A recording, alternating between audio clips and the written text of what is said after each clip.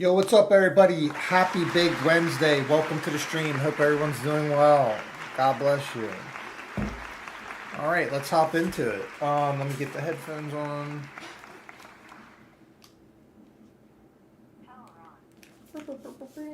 Me and Butterball did a lot of cleaning today. Also, I was gonna put in the stream title. I plan on doing D&D painting later.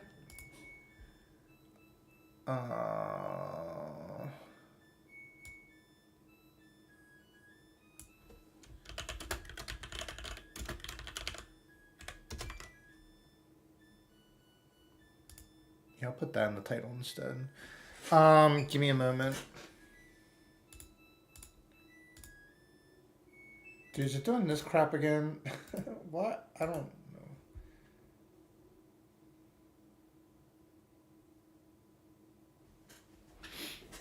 Give me a second. Let me think real quick. How did I fix this last time? Bluetooth devices connect. Yeah, I don't know why it's doing this lately. There we go.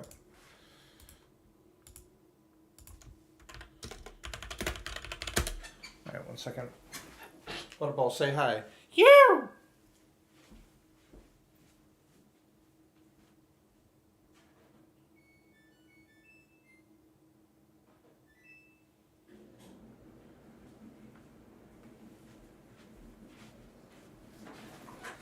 I want to see something real quick.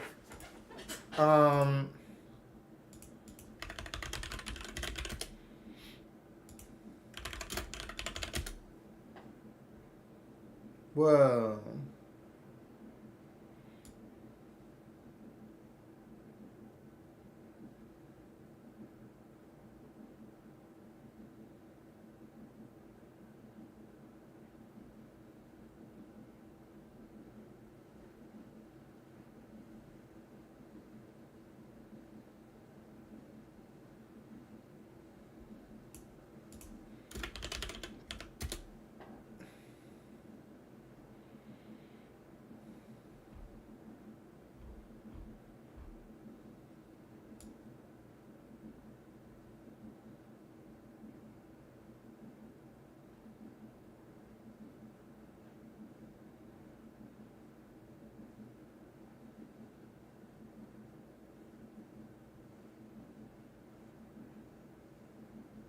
I'll have to check this later. Okay.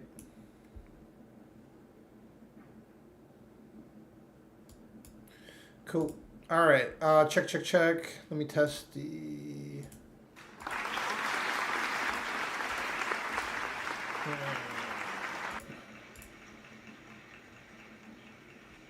Wait, what's going on? Try that again.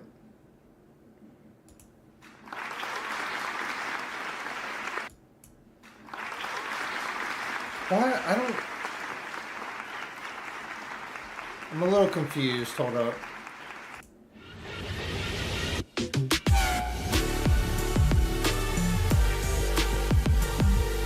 Wait, why is it doing this again? Ay. Why? Hold on. I'm trying to think, because I was like cleaning today, but...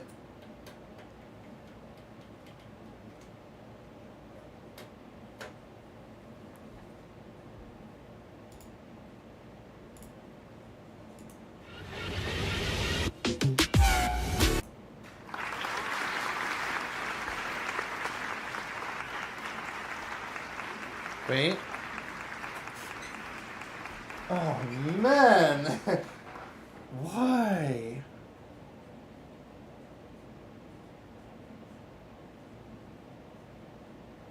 Let me think, because, like, that... That's for that. Frick.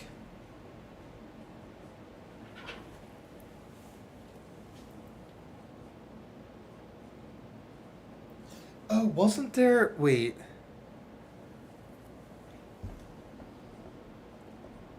Get this guy, right?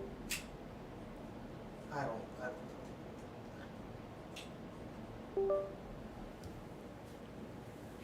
Because that is for the mouse, yeah.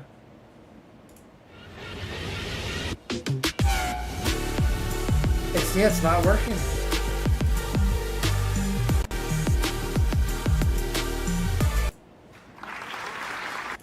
Why? I don't know.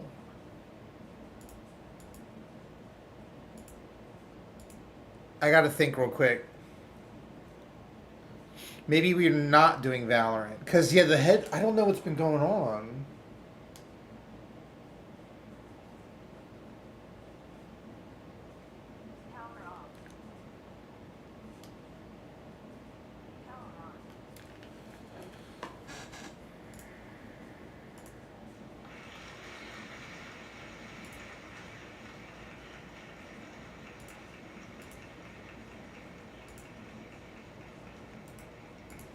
It's been doing this a lot lately.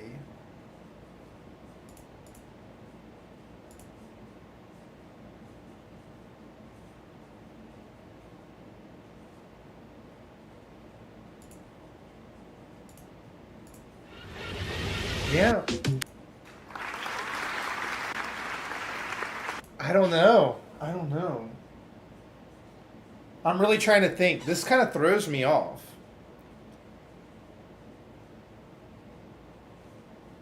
That's for that. That's the extender. That's the signal extender.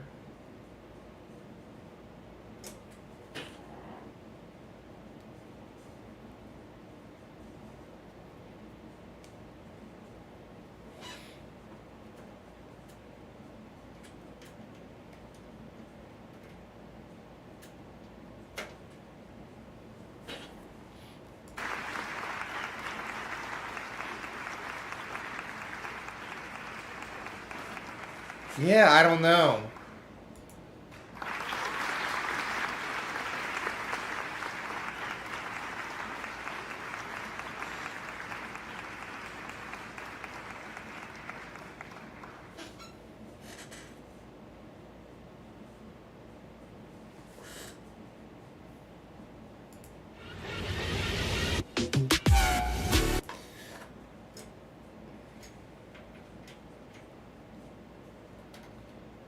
Trying to change slots for it.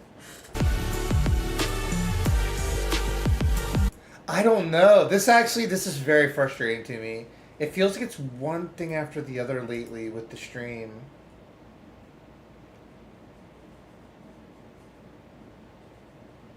I mean, I was trying to do some Valorant. Huh.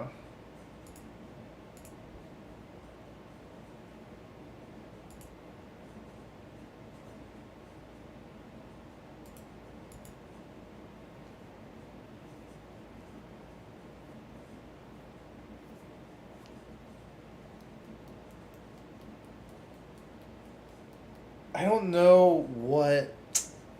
I can't think. Is the there's not batteries in this. There's batteries in the mouse. It's charged.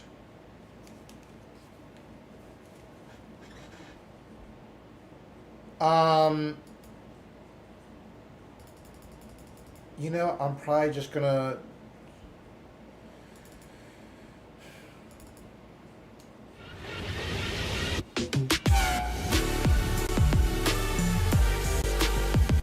I don't hear anything at all.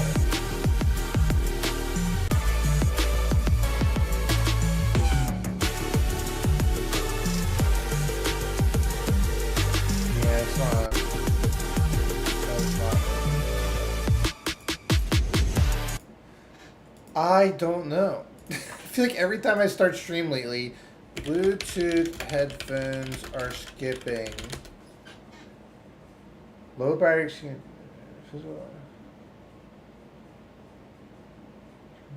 Close to the source, updating firmware.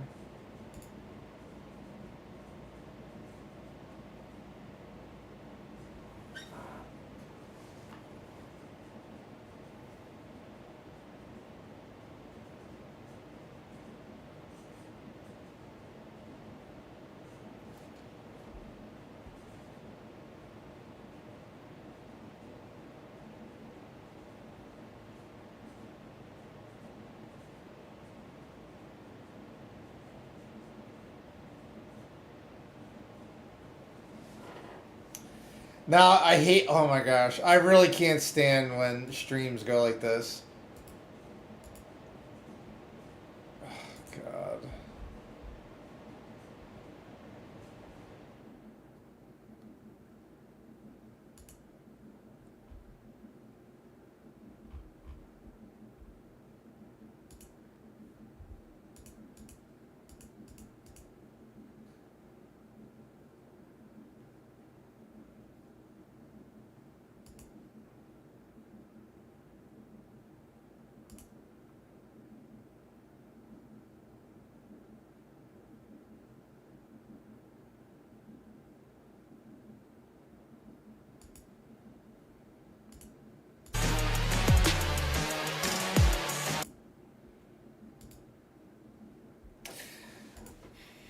Give me a second.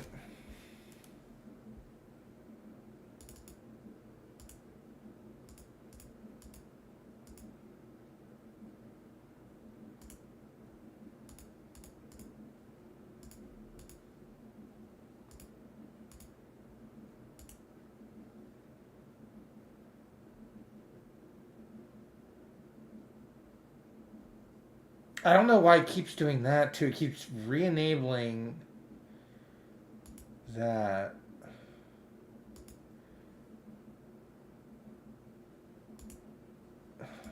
Bluetooth.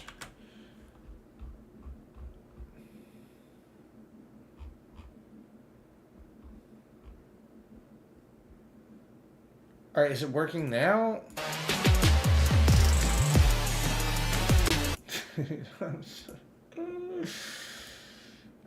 We're just gonna.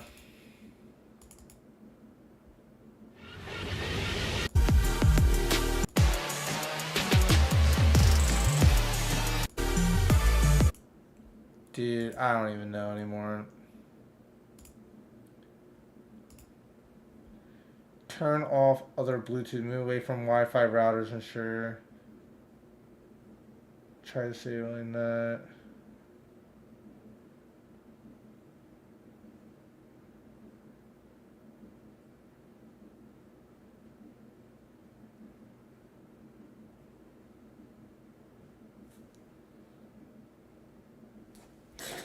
Because this doesn't make sense. This doesn't make sense.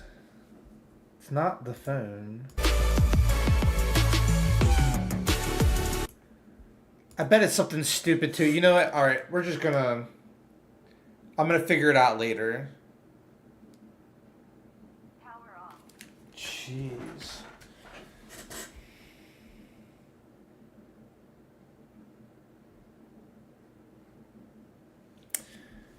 I might have to get wired headphones. I have to admit, I'm gonna probably have to go back to wired headphones.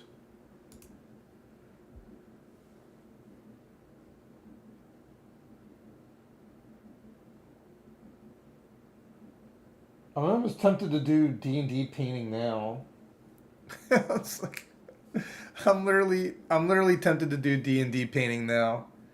I tell you, it is very stressful. Like I just spent like the last 3 hours cleaning, getting everything ready. But lately, almost every day, I start stream and I just want to be able to do the show. You know, I just want to be able to get the momentum going. It's all good. Handling it calmly. We're almost done the laundry. When that finishes, I'm trying to think if I should. Maybe we'll start with some Warcraft, but I may just paint some D&D statues. But I was sort of debating if I should do that on the phone, like live stream it on the phone, just to make it that it's not a huge pain.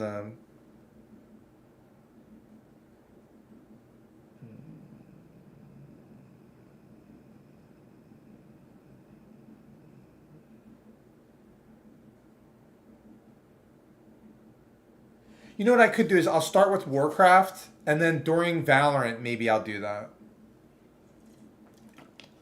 We'll try that. We'll try that, guys. Okay. Let me just like recalibrate. Cool.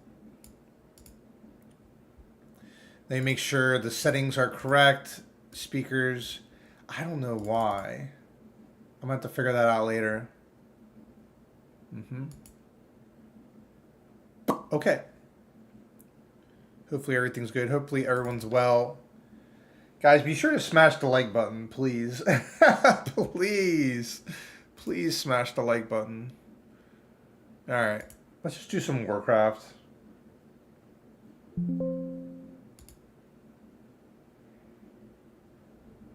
I don't understand why. Like...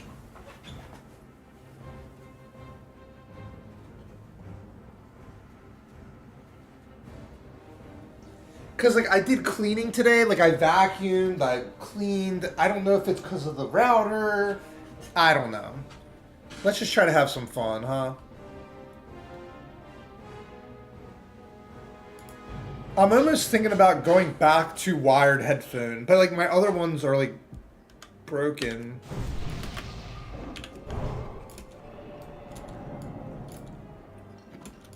Let's just try to enjoy ourselves a bit.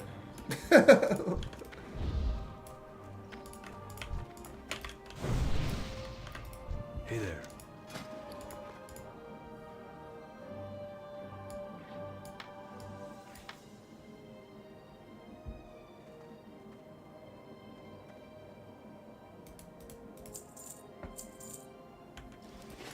Be careful.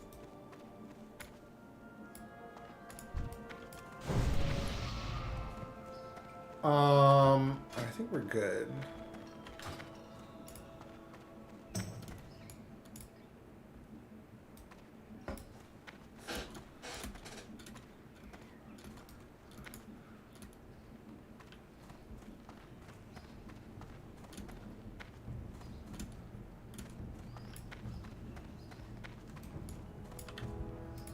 Well met.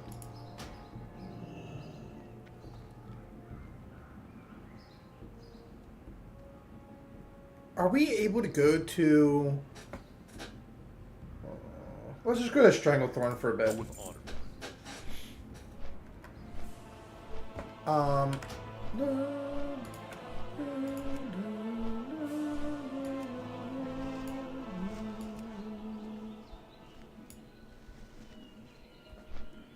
Just checking my volume. It's kind of low.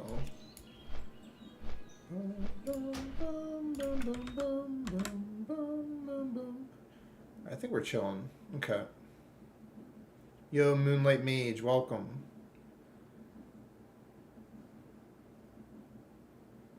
Thank you. Happily leveling up. Thank you.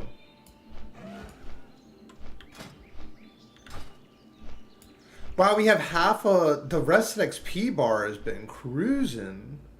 Wait, is it because we didn't play yesterday? Probably not, right?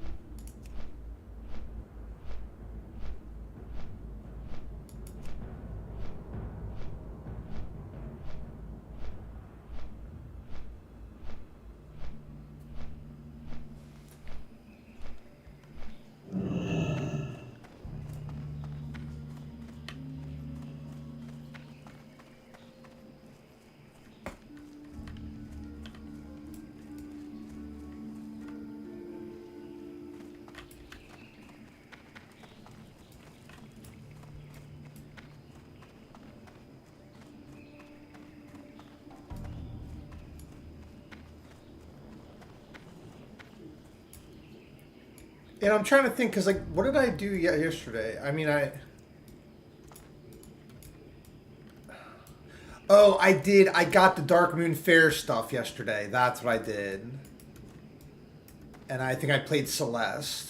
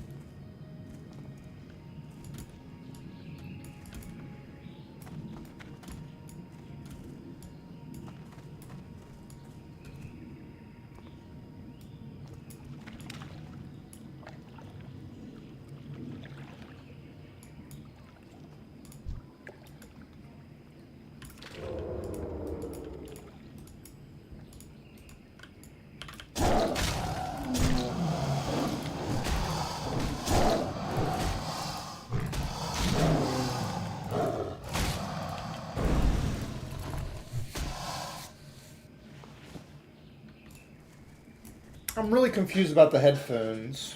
I don't know.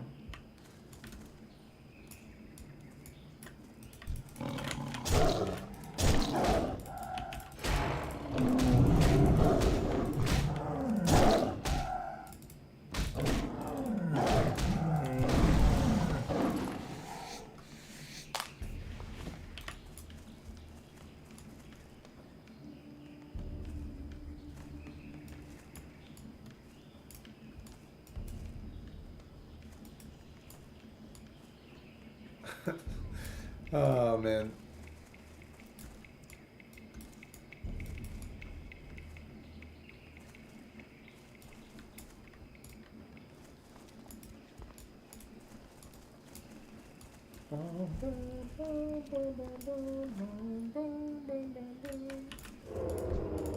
It's a little frustrating, I'm not gonna lie.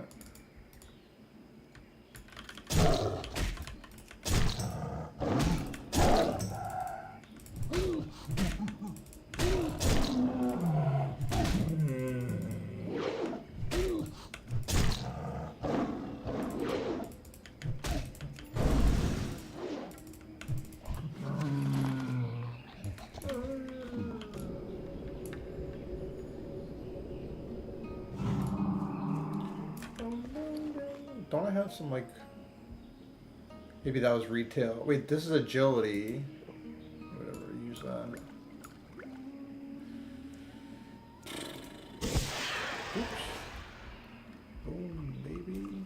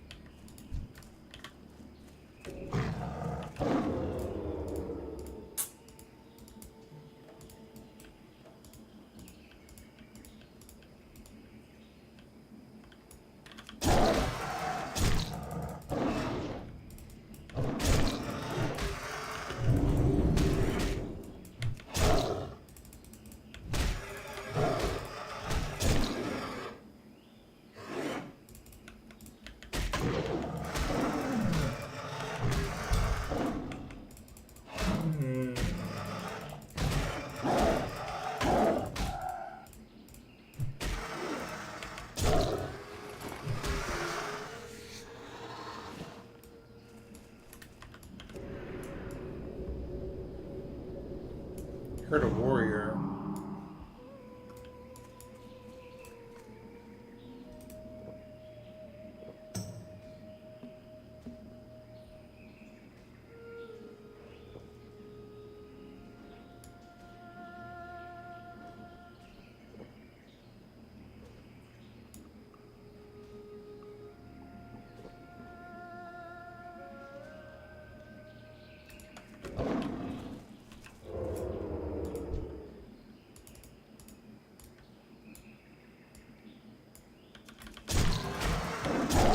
Oh, there's the warrior.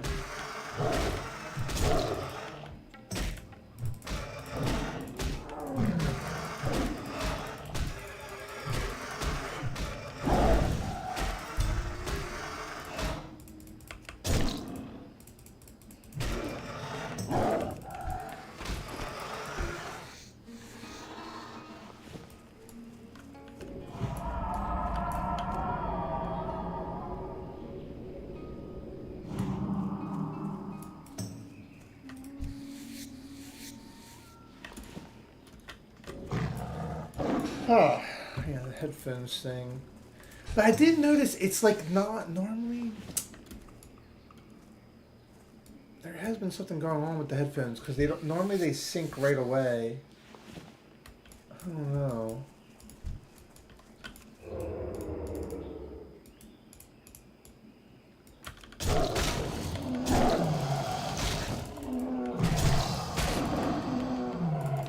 It may just need like a restart too. Dino Planet.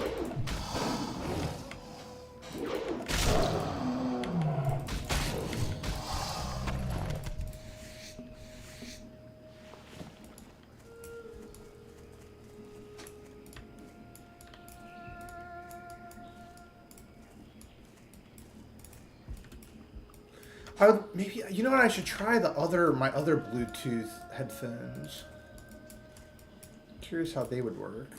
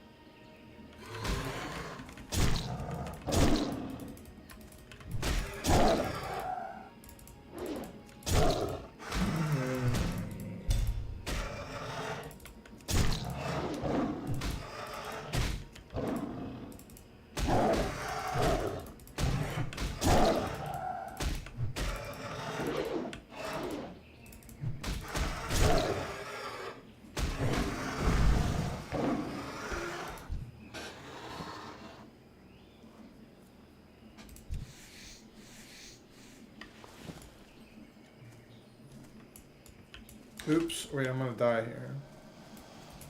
Yikes. Never mind, I popped the heal.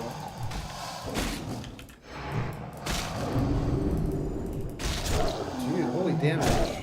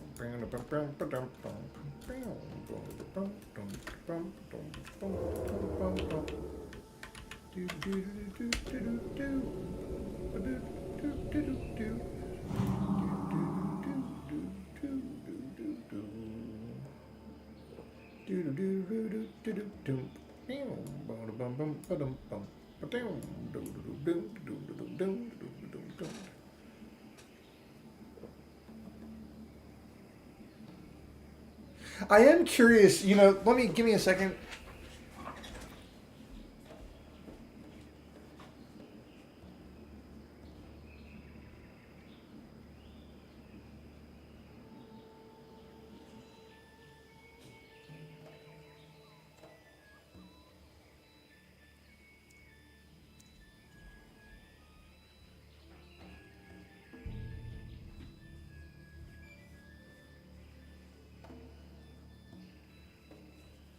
I have these Bluetooth headphones here.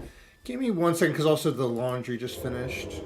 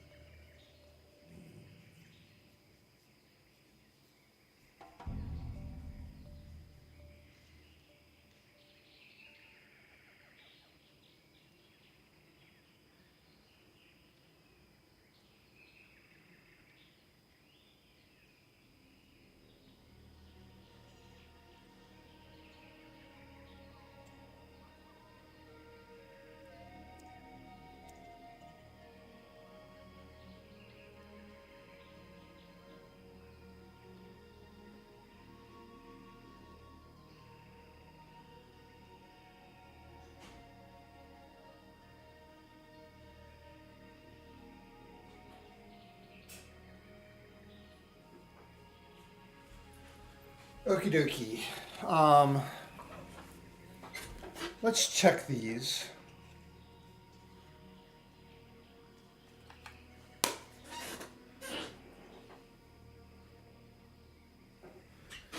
Let me see if these will connect.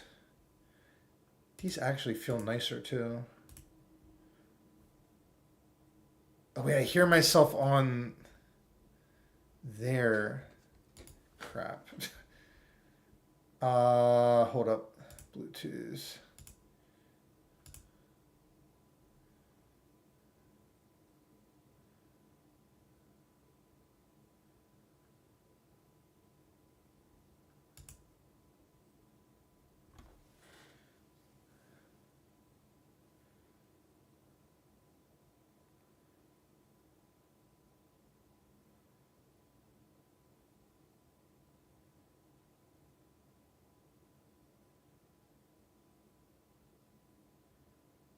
Maybe I'll mess with this later.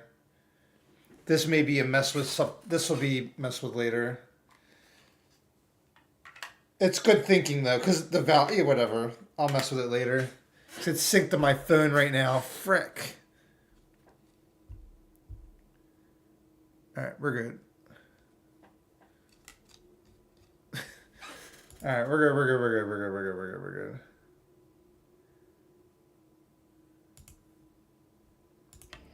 All right.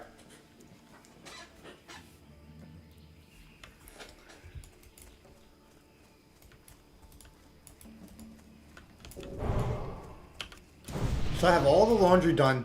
I literally wiped the floors, vacuumed. Like, that's good. I actually did way more. Like, some days, like, I've been having health issues lately. But I was like, let me just do a little bit of, let me do a little bit of cleaning, you know? And then a little bit, we get the ball rolling. And I was like, all right, let me just, like, do most of the stuff. And I even got both loads of laundry done, colors and whites, clothes, and good. Wipe the floors, clean the bathroom, clean the kitchen. Tidied up in here, huge.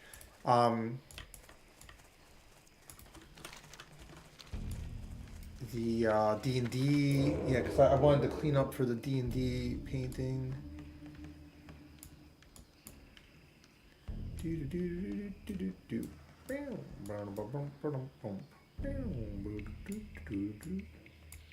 Whoa.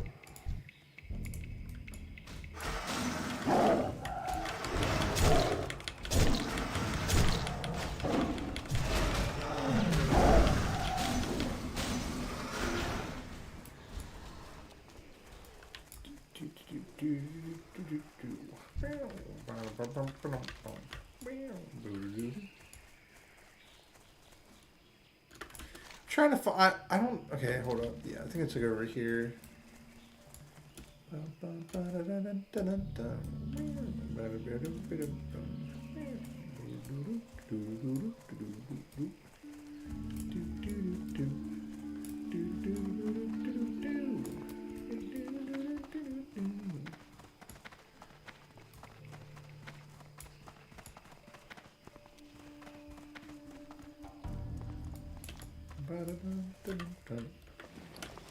Dude, why am I so disoriented? I'm like, I don't know why.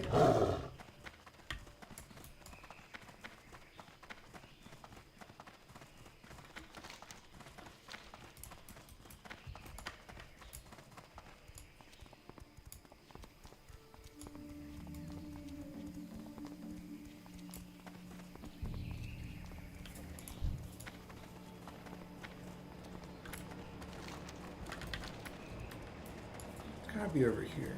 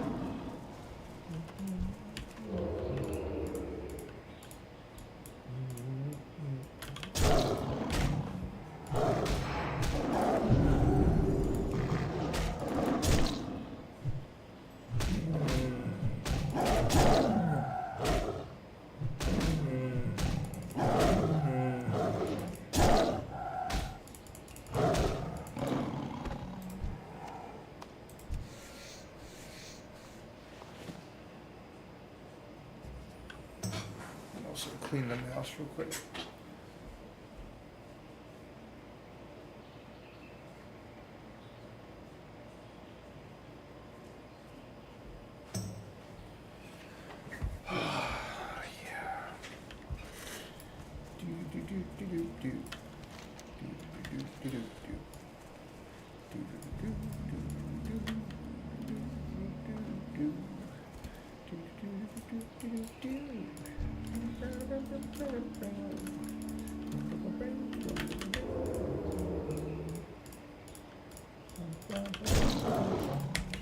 Also, I think Emeru's having her Chinese New Year celebration later.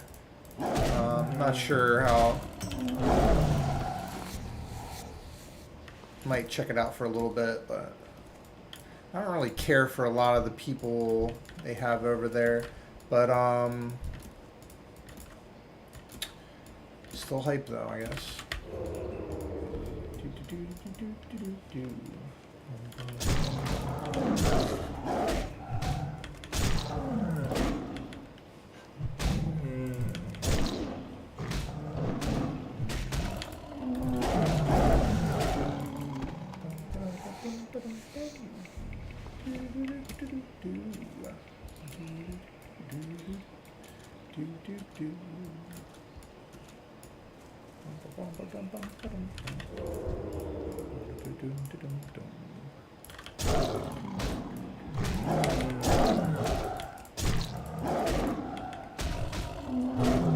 Oh yeah, yeah. Remember last year was like that dragon. You remember that was fun. I don't know if they're gonna be doing all of that, but I mean that'd be cool. That'd be great if they did. That was so entertaining. But yeah, but I have to admit, like even just Emery's stream, it just happens. I feel like a lot of streamers, when they become too big, like, I don't know. It's really hard to explain, but like just something feels different. Something feels different in the vibes, and I just don't like it as much. It's very like plastic or artificial. It feels very artificial. Like the whole stream is like, oh, thanks for the Twitch Prime, thanks for the Prime, thanks for the Prime, and like talking about very like shallow stuff, but like, you know, I don't know. It's better than nothing as far as like, I'm like, oh, that's cool. Hopefully they do something cool. And sometimes I just tune in for a bit. That's pretty much it.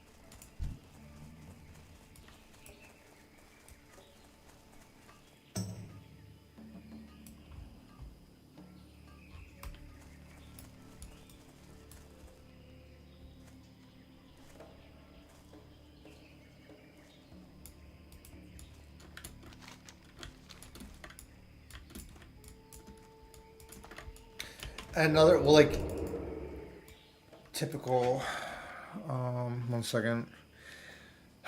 Sorry, sometimes I get so frustrated with the, here, let me just do it on here. Chinese New Year, 2026, Year of the Fire Horse. Oh, nice. Fire Horse, really. But I was going to say, yeah, heat on the phone, like, the heart blocks the chat.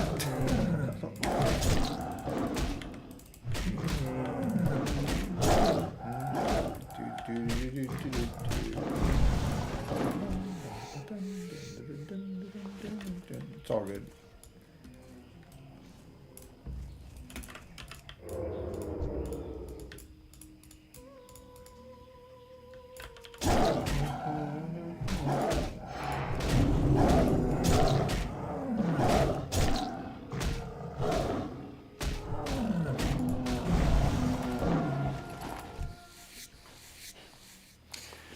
Oh, but I was going to say another thing too. Well, you know, did all the cleaning for like a few hours, just taking care of stuff, organizing stuff, but then laundry, everything. But yeah, and for breakfast I had an apple, a banana, and some chips. Yeah, clearly that wasn't enough. So I'm like pretty hungry, but it's okay. Like Valorant's gonna be in like 20 minutes. I'll eat some food. We'll just chill.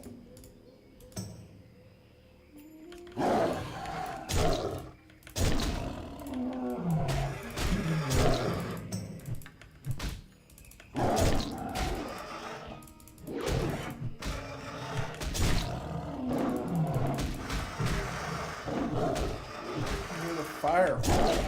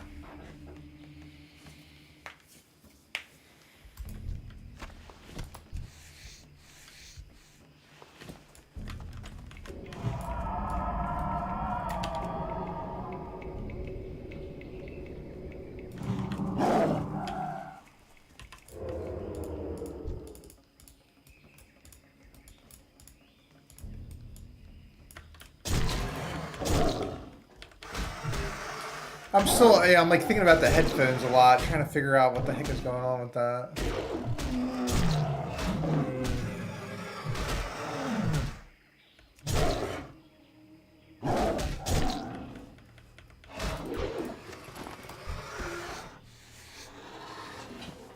Let me just see out. Oh.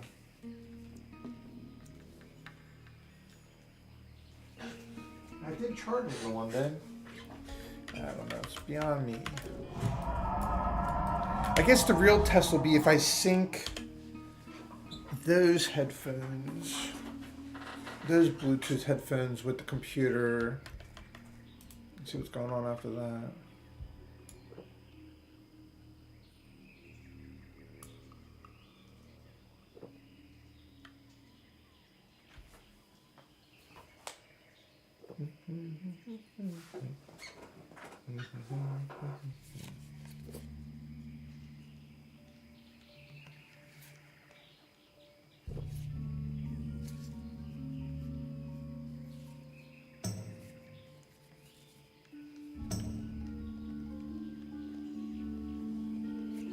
Put a sleeve for this one.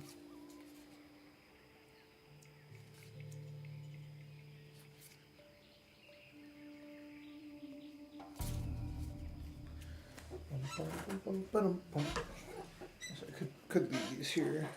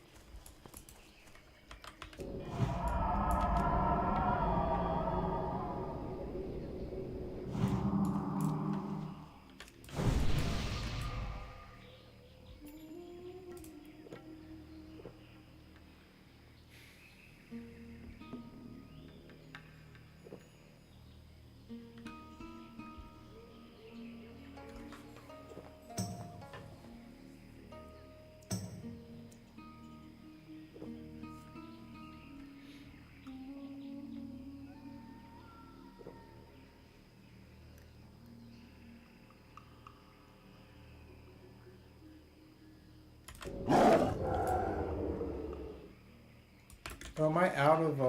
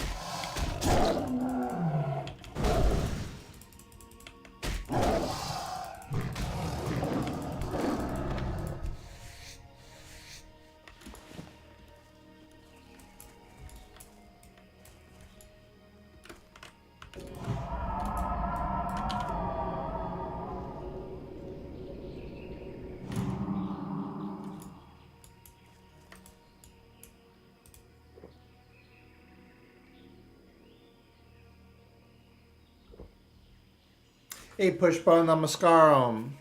Happy Chinese New Year. It's the year of the fire horse. Namaskaram, Pushpa. Let me see, what did Pushpa... Oh, she did this. Hey, Pushpa. Hope you're doing well. Hope you're doing your mantras. Om Namah Shivaya. Om Namah Shivaya. Om Namah Shivaya.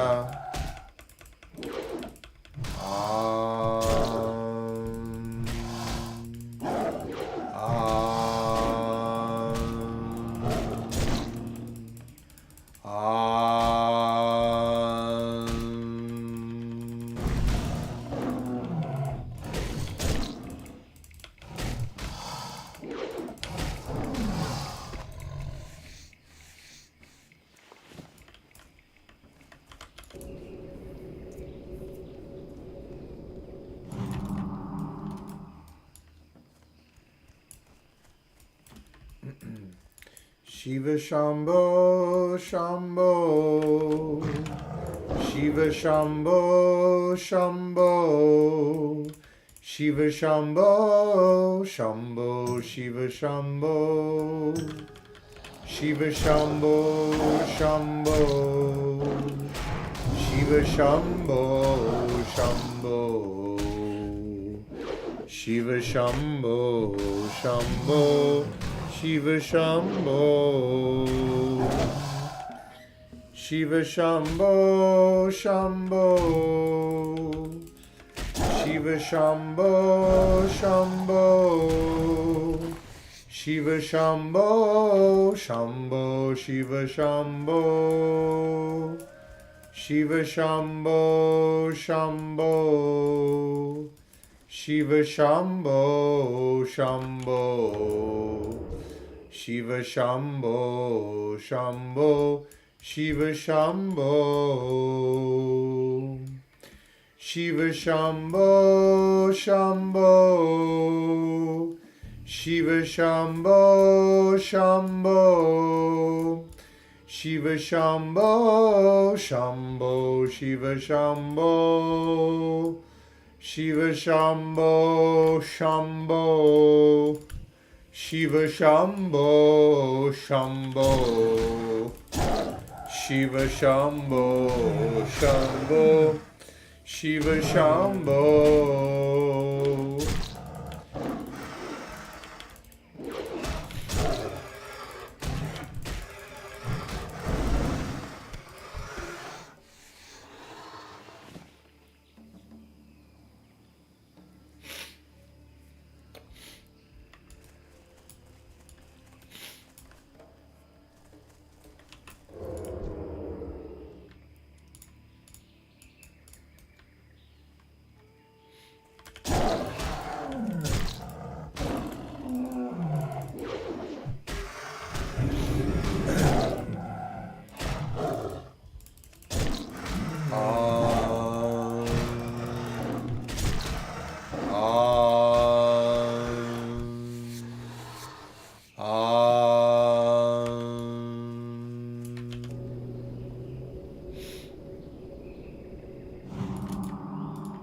Get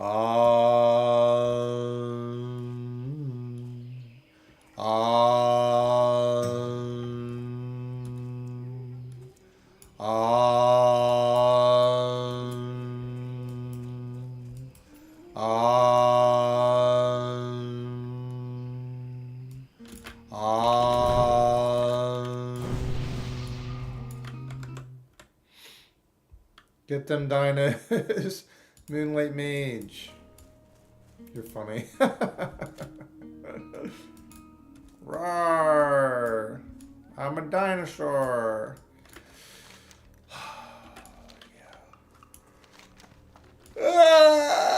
Excuse me. Alright, let's check on Valorant. Shiva, Shambho.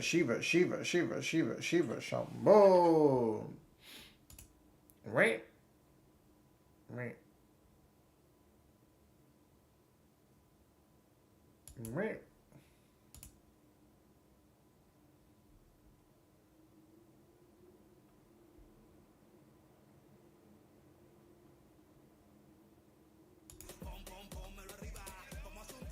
Mute the music. All right, so hold up. And we'll see, because I want to play a little longer, but we'll see. We'll see. We'll see. We'll see. We'll see.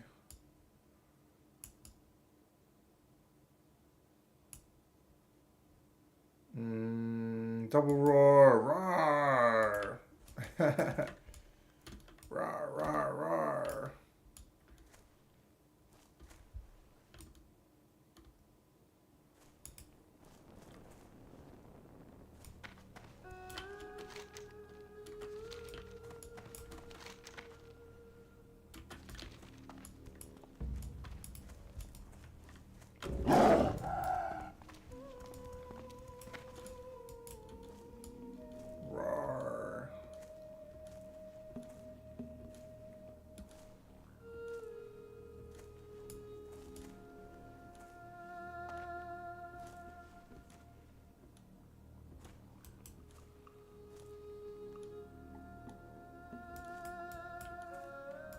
Dude, where, I'm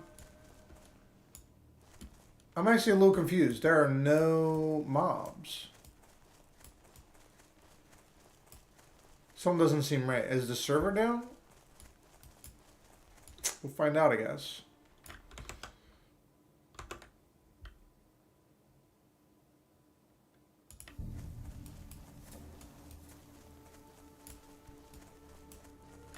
That's weird. Maybe Burning Crusade's different. There used to be a ton of raptors up here. I don't know what the deal is, but whatevs.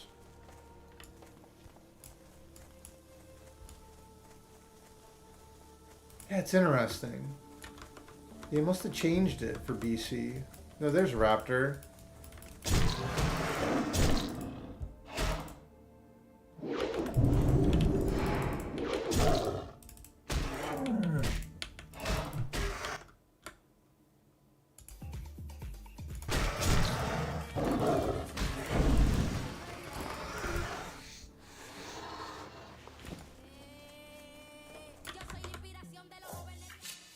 This stream contains fast-flashing images that may affect viewers who are susceptible to photosensitive epilepsy or other photosensitivities. Viewer discretion is advised.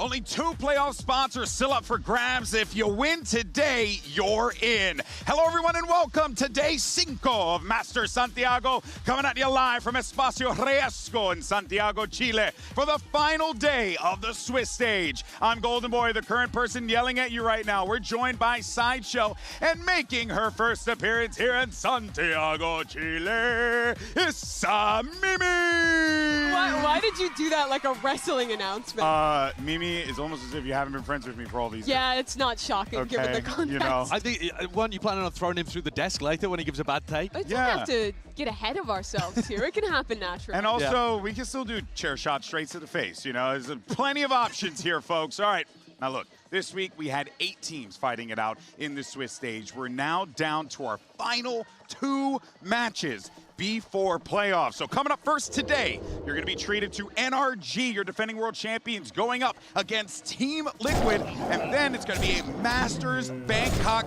Grand Final rematch between G2 Esports and T1. And don't forget, immediately following today's matches, we're going to be doing a draw show where the #1 seeds are going to be picking their opponents. You do not want to miss that because I think it's going to be el muy picante. All right.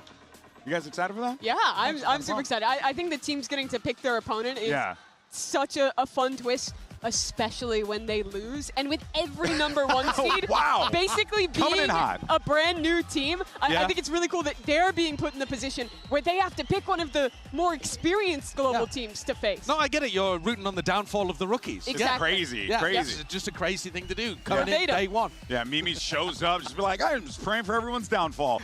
Speaking of our downfall, because this is going to be a good one. Earlier, Sideshow and I had to settle a little feud because, fun fact, we actually have been engaging in a blood feud for the better part of like 10 years now. So that's why I'm in the middle. I had to separate them. That's right. Wyatt wasn't cutting it. He wasn't. He was too docile. So that's why we decided to settle the score the only way we knew how, by pumping it.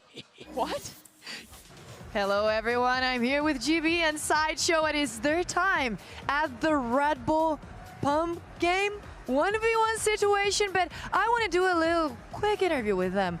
What's the worst thing about Sideshow? You know what it is? For Sideshow, I hate the way he looks. I hate the way he talks. I hate the way he walks. I hate the way he thinks. I hate the way he dresses. I hate everything about him, but I love him too. Yeah, that boy can't pump. I'm not losing to a gold player.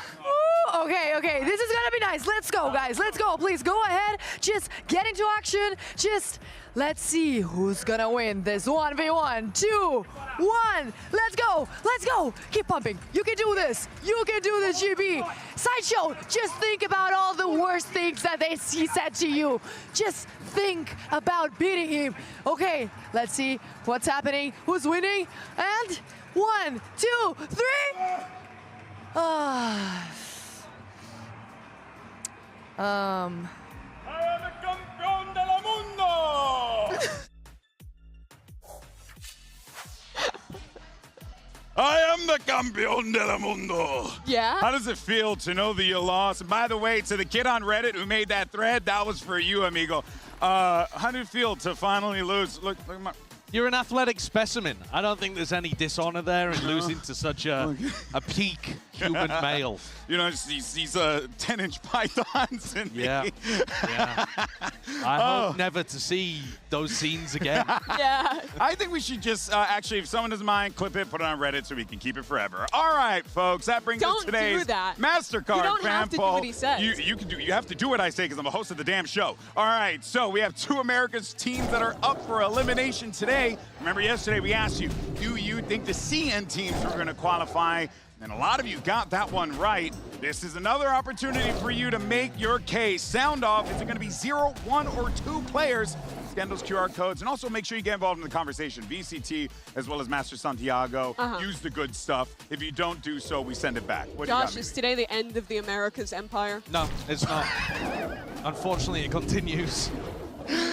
Okay. Oh, it's an amazing line. Yeah, well, we'll see. We'll see. Because listen, today, Team Liquid, right, they're going to be really facing a big challenge here. They're going to try and knock out one of those 2 America's squads ahead of Masters, though. We had Jen Lee take an opportunity to catch up with the man Nats as well as Miniboo for a quick game of Blank Space. Check it out. And now it's time for Blank Space. Jen here with Nats and Miniboo. Thanks for joining me, guys. So today I'm going to give you guys a sentence, and you guys can finish the sentence by filling in the blank, okay? Yeah, Should be easy. All right? Yeah. Okay, let's get to it now. First one. The first person I told about going to Chile was...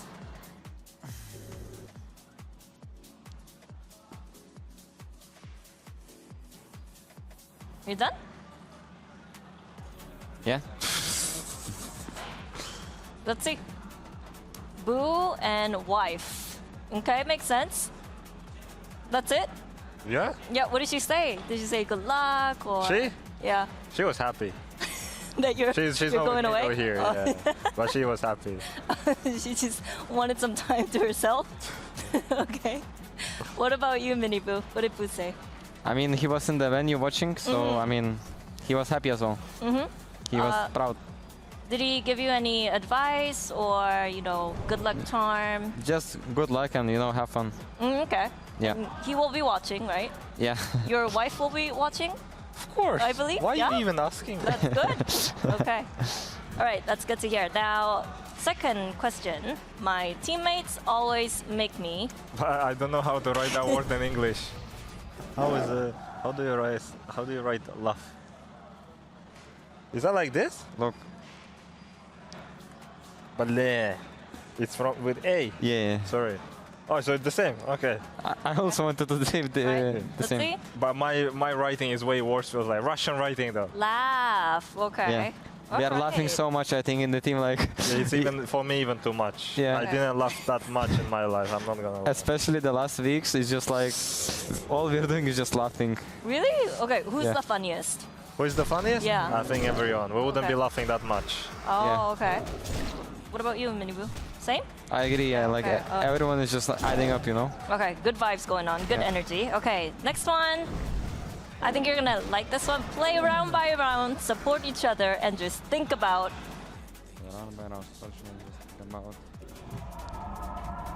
Does this not sound similar to you, Nats? Is that my speech? Yeah. Actually. But why you remove? Okay, you said play round by round, support each other, and just think about. Miniboo, do you remember? No. No. Okay. It's just I just put a random word to make it. There is no way. All right, let's see. Massage. That's too much, right? What did you say? Game. Oh, think about the game. Is that Okay. true? Is that correct? I have no idea. But that's my Let's sentence, you check. say. Yeah.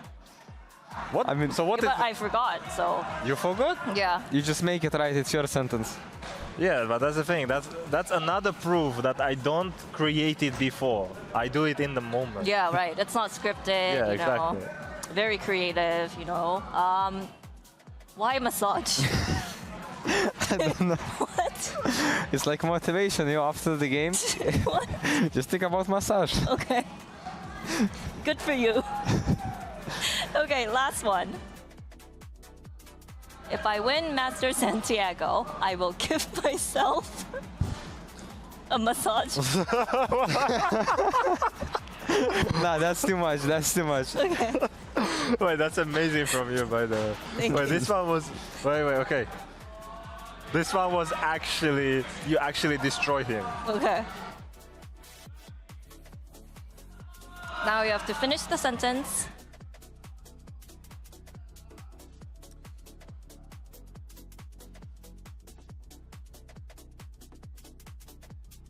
Is there a list going on, Miniboo?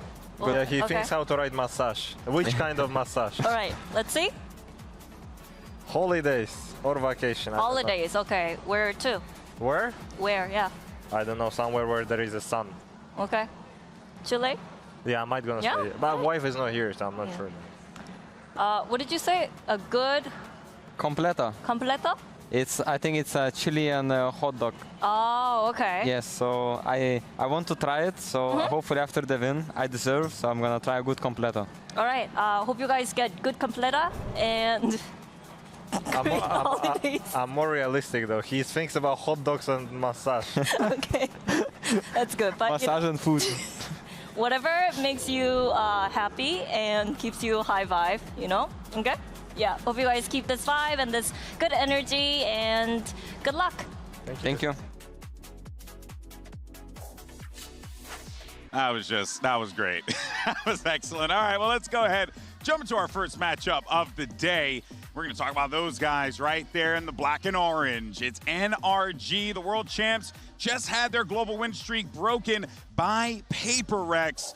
But near the end, look, I think it's safe to say NRG Paper Rex, that was a fantastic game. Mimi, what did you make of it? Yeah, I think it was the best game that we've had this tournament so far, but I think a lot of it came down to the margins here and how NRG got exposed in some ways for the style they play. They came into Split with this new combo, Vice Solo Duelist, to try and slow Paper X down, counter them out, and I just didn't really feel like that got value. I thought giving up the second initiator, they normally play the double drone comp there, meant they couldn't actually be that proactive on defense, and Paper X just had the right read to get past them, nullify that Vice util. They lose a close match there. They come into Pearl with great prep and get a win in that one. But then again, it's Paper X individuals really pushing them over the line with this double duelist on a close Haven. Yeah, I agree. I think that NRG started to figure out actually what they wanted to do on Haven. And strangely enough, we were talking so much about NRG's defense and early on with this roster about whether Ethan would really step up to the mark as a great attack side caller. You never hear those kind of complaints anymore because on the attack side, they're really working around the map beautifully. That is a big strength of theirs now. Yeah, no, we did get an opportunity to catch up with Ethan following the loss to Paper X to get his thoughts in this HyperX player moment.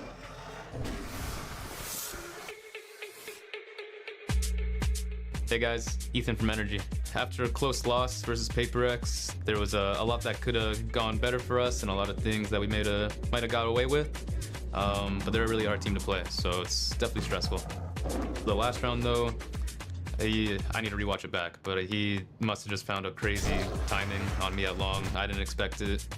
Definitely could have won, I think, but that was a crazy ace to close it out.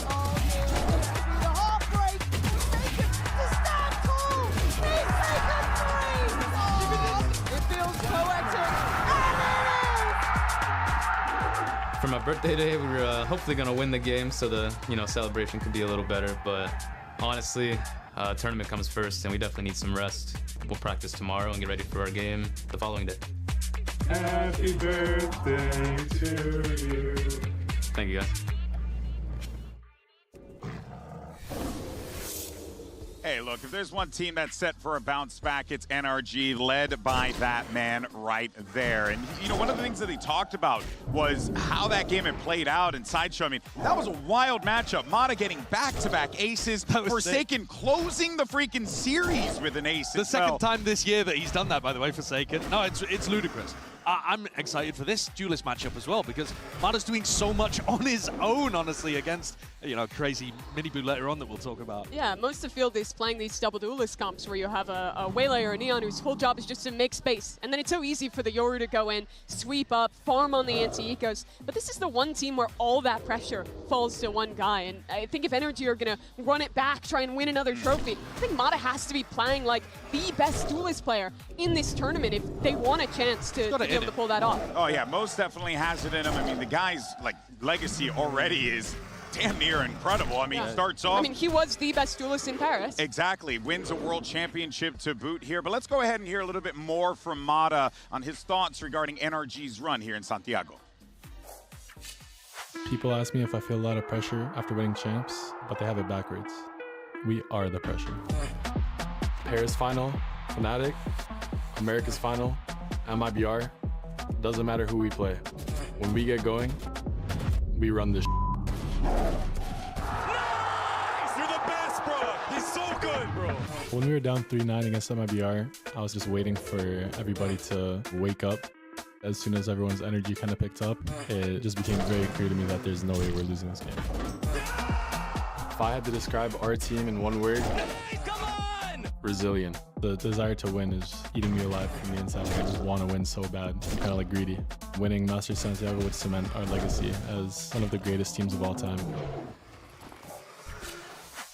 Hey, and I think many would agree with that, especially coming off of an incredible championship victory, doubling that up with a Masters win for that guy right there. It will just be out of this world. But the thing is, though, there's another story going on. His buddy to the right of him there, Kiko, because the scriptwriters are feeling pretty good right now. They got exactly what they wanted. Kiko, oh, would you look at that? Used to be on Team Liquid there. Mimi, this is a great opportunity for Kiko to not just, take it to his team, but also show them, hey, listen, pick up some new tricks along the way. It was while wearing a Liquid jersey that Kiko started to become a household name. Spent 2 years with that team under Nats as an IGL, and I think from going from a Tier 2 player with not a lot of recognition, he grew so much to becoming probably the best player on Liquid last year, which is why NRG went out and headhunted him to complete their roster with Som's retirement. Yeah, and it made it the perfect pickup in terms of Som retiring. You bring in Kiko, gives you the opportunity to play double duelist comps as well. Remember, that was one of the big things with Kiko's success on Liquid. The thing is, they actually haven't even been running the guy on double duelist very much. They tinkered with it. They're waiting for the triple duelist composition to be a thing. They tinkered with it a little bit on Breeze, and if that's in the pool today, maybe we'll see Kiko come out on that. But he's mostly just been on smokes, and I think he's going to be looking to absolutely dunk on his former teammate. But you always hear this team. We talked to Kiko a couple days ago after one of their wins. He was talking about their flexibility, how they're all able to slot into these spots here, and I think that's the part that excited him the most in joining this team. But he is going to be going up against his old colleagues on the other side. One individual in particular that he was looking forward to facing off against. We had Jen catch up with a good old-fashioned Cats reunion ahead of today's matchup. Jen here, as we're about to witness the reunion of the century. We have the Cats reunion, of course. Now, Nats, what's it like to see Kiko thrive on his new team in a different region? I mean, I'm happy for him. I think he's doing good in a different team. Let's have a good game. Now, Kiko, do you ever miss Nats' speech? Yes, of course. He's leading. He used to lead me into battle every day, but now he's not here, so. Well, can you give him a speech for today? He has to go into the battle by his own today. That's cold. Your response? Oh, we'll see today. Yeah, we'll see today, man. All right, thank you so much and good luck. Why does everything that Nat says badass? Like, I don't get it, man. That was cold. It's just cold already. You have to go into battle alone today. I know. It's crazy. Yeah. Oh, respect the hustle. All right, now look, folks, despite having a player that knows Liquid inside and out, NRG does have to be a little concerned going up against Miniboo's Neon because, historically speaking, you're actually watching footage from the America's kickoff round 4 when they faced off against G2. And Sideshow, they learned that speed was a problem. Yeah, they actually got flattened in this game. This was one of them where, G2's historically been a team that's had the edge over NRG, but this was a different version. And I mean, the pace of it, look at these clips and the way that Jorg is all over them like a rash. Well, Miniboo's exactly that kind of player, and I think NRG will have had to take some serious learnings away from this game. Yeah, in particular, I think a big issue for NRG was on their attack side. They kept on getting ran down by these proactive plays, and Mata was having to use his hinder and get stuck into these fights before he could actually enter into an execute. And either they lose the round there off the fight, or even if they win it, then they're lacking tools to get into the site. This is a team that really likes being able to run those executes, take that kind of time to work them out, more so than the double duelist teams at this tournament. And that kind of proactivity and aggression really ruined them that game. Yeah, well, I want to talk about the proactivity, though, because let's not forget that we did see an EMEA clash between Gentlemates and Liquid. I think it's safe to say, Josh, that proactivity kind of bit them in the butt a couple of times. It was a nightmare. You were seeing Miniboo kind of just charge into the battle and then end up just losing his life. And at that point, there wasn't really much else that Liquid could work with in those instances. Yeah, I think what Liquid demonstrated in the game against Gentlemates is that they're actually lacking quite a lot of depth to what they're doing in these maps. Yeah. They did seem a little one-dimensional. They were running the same kind of strats over and over, and I think Bind in particular, Gentlemates literally just sat there and waited for Team Liquid to get stuck on the spears. They charged the pike line over and over and over again, and Gentlemates just had to stand there and allow Team I'm just Liquid thinking about chivalry in the game, and everyone just feeding into the that's what it felt like. Yeah. They just ran it down on defense round after defense round, and Gentlemates ate them up.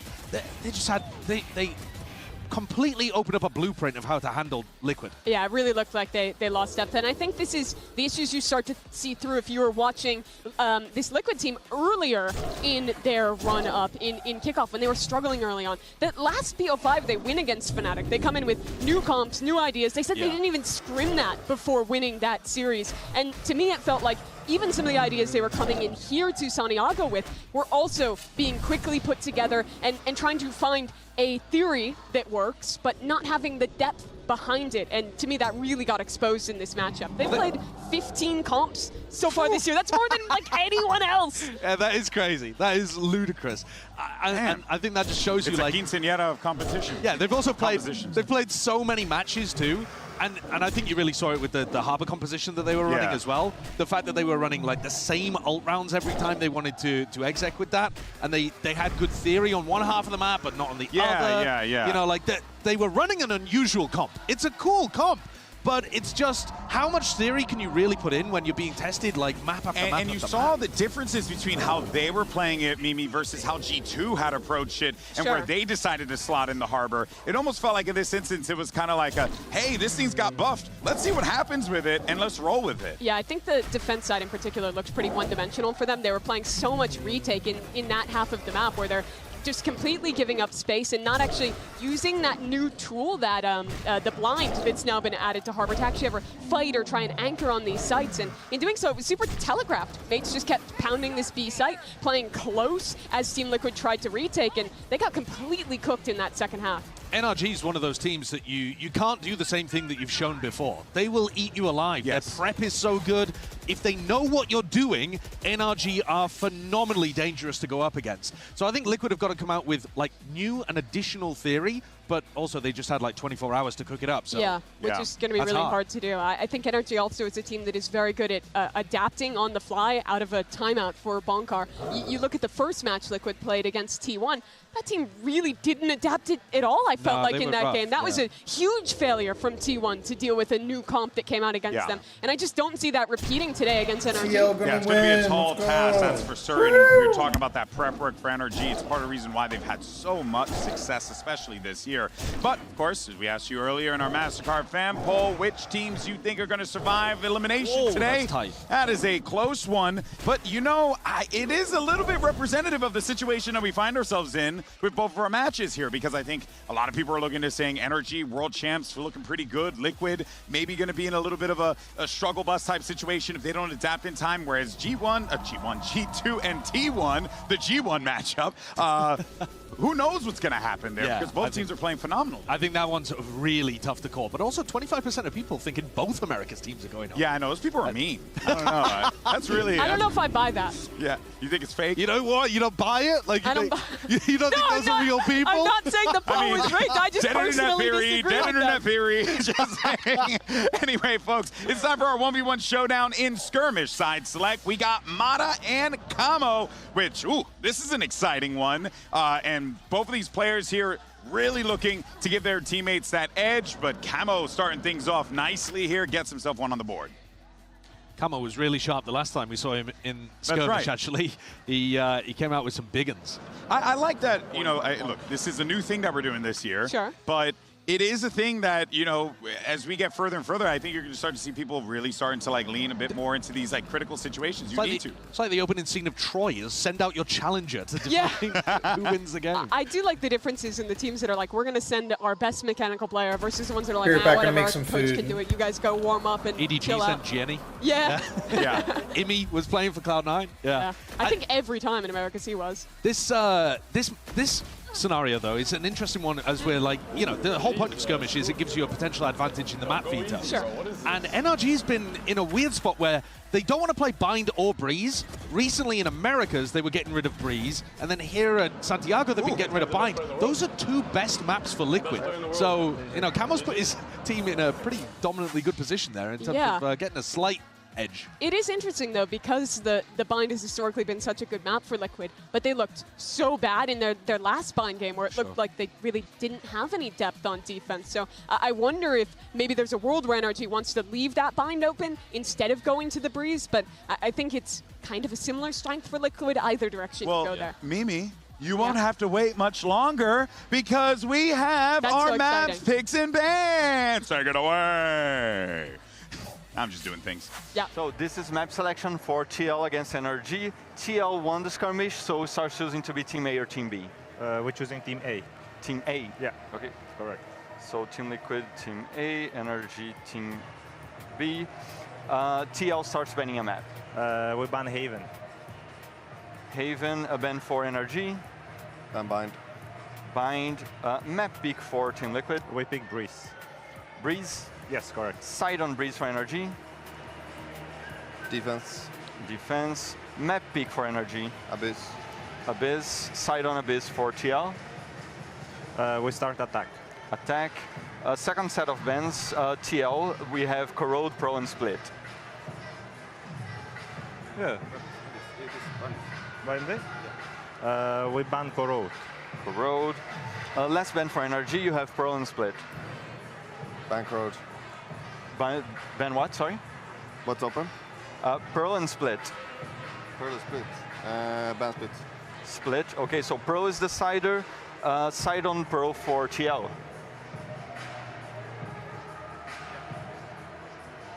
We start attack. Attacking? Attack, yeah. Okay, that's it. Good luck, have fun.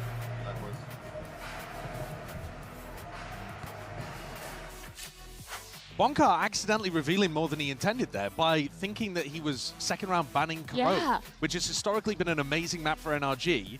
He misunderstood what was happening and didn't want to go to it as the third map. We're not going to read into that, sure. That is interesting. I would have expected them to want it. I even thought there was a world where they might have picked that in the first round, but stay away. It is interesting to go to Breeze. We haven't seen this since Americas for NRG. They were playing the double duelist before with that. Their only double duelist map. Yeah, with Kiko on the Neon, and I'm curious if they stick to that, give them another shot on that role.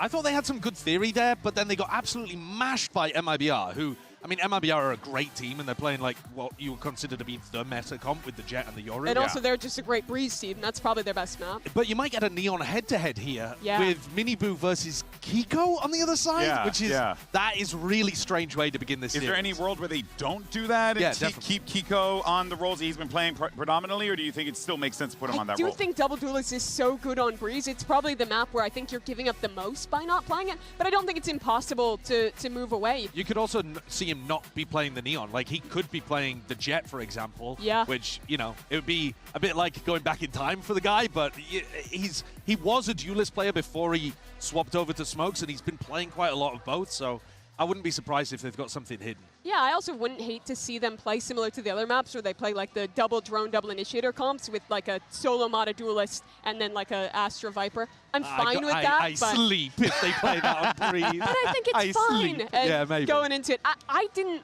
love Kiko on the Neon when we watched it in Americas, but obviously if you watch him in EMEA or previous global events, you know how high his ceiling is on that role. So I think it would be fun to see him get another shot. Yeah. Well, we're going to find out in a little bit, but for now, though, see what the predictions are for the broadcast team. Who's picking who? And whoa, it is a broadcast team clean sweep on match 1, whereas match 2, kind of representative of our poll almost, definitely. you know? Not sure where that one is going to lie. What do you make? I think the second game is the G2 versus T1 game. Is the first one where I genuinely think it could be a coin flip. Josh, you're 8-0. Yeah, it's not going to last today, though. That G2 T1 game, I am not confident in that pick whatsoever. Oh, okay. I'm confident. I'm always confident. That's why I pick G2 every single time. Never been wrong yet. But I think the Except fact for every final you've read it. The fact that all of us have gone NRG here again shows how much Team Liquid are underdogs, shows that the lack of depth that they showed strategically is a big worry for people, and the fact that Gentlemate set out a blueprint of how you counter that That style. was the thing for me, Mimi. I just saw a team that really could not figure out how to change things up when they needed to most. Yeah, this is a team who's come in with kind of last-minute compositional changes with good theory to beat teams out. That's what they did against Fnatic. That's what they've already tried to do here, but it failed against Mates. NRG is a team that has so much more depth. I think it's going to take something totally unprecedented for Liquid to take the crowd, this. right? It's throwing you off a little bit. They're crazy. Yeah. Get ready because it's going to be awesome, folks. We got 10 seconds to throw this bad boy to walk our teammate or our players out, excuse me. It's do or die. Playoffs is on the line. Day 5 of Master Santiago starts right now.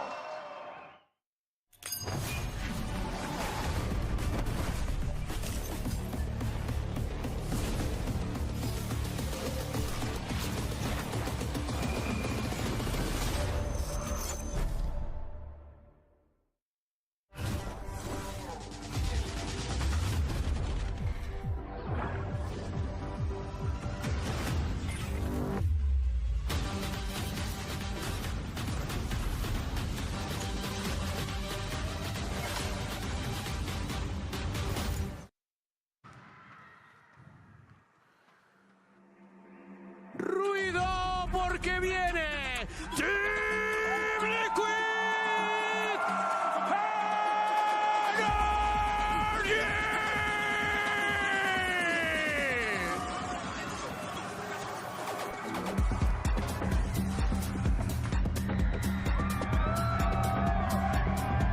Team Liquid have one hell of an opportunity to shock the world here today, but on the other side, they're going up against a team that has trophies on the mind. It's Team Liquid versus NRG. Can Liquid survive the onslaught, or does NRG manage to keep themselves in this competition? Mimi, there is a lot on the line here. Playoffs up for grabs. It's been so rare to see a champions winning team not just keep their roster together in its core, but to actually find success after that. I think it's a huge step on that journey for NRG if they can qualify to playoffs today.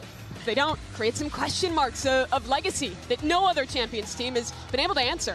And the difference in expectation, in pressure, is really large between these squads. It's not a surprise necessarily to see NRG in another opportunity where they could make playoffs because of how great they were last year. For Team Liquid, remember, they had to rebuild this team almost entirely, and it is such a credit to Nat's leadership that they're in a position fighting for playoffs again with such less experience on that side of the stage. Nats is, I think, objectively one of the best IGLs that Valorant has. He's led so many different rosters to this point, but it's been years since we've actually seen him make playoffs. It has been solid, close performances that end in a group stage loss all of last year. You look further back, didn't make a global in 2024. A huge opportunity for him with a fresh team to return to the heights he's hit. But standing in the way, that man right there, a lot of pressure on Mata. I mean, if you listen to him, he says he is the pressure. And I believe it. I believe it. I've never seen a player in my years working as a caster, as a host, across all sorts of games who just comes in with that kind of confidence. Let me tell you, that level of swagger ain't something you're going to find every single day. Mata's that dude, and he shows it each and every time on the server. But it's rare to see a leader that can bring that out of young players the way that Nats has been able to do with his teams. The success he's been able to bring out of players that have had opportunities before, haven't managed to reach those heights. What an opportunity for Team Liquid to start off on the right footing here as well. Breeze is up towards the top of their map pool, down towards the bottom of NRG's. If there was ever an opportunity to attack via maps and the strength of those, the comfort there, it would be here to start.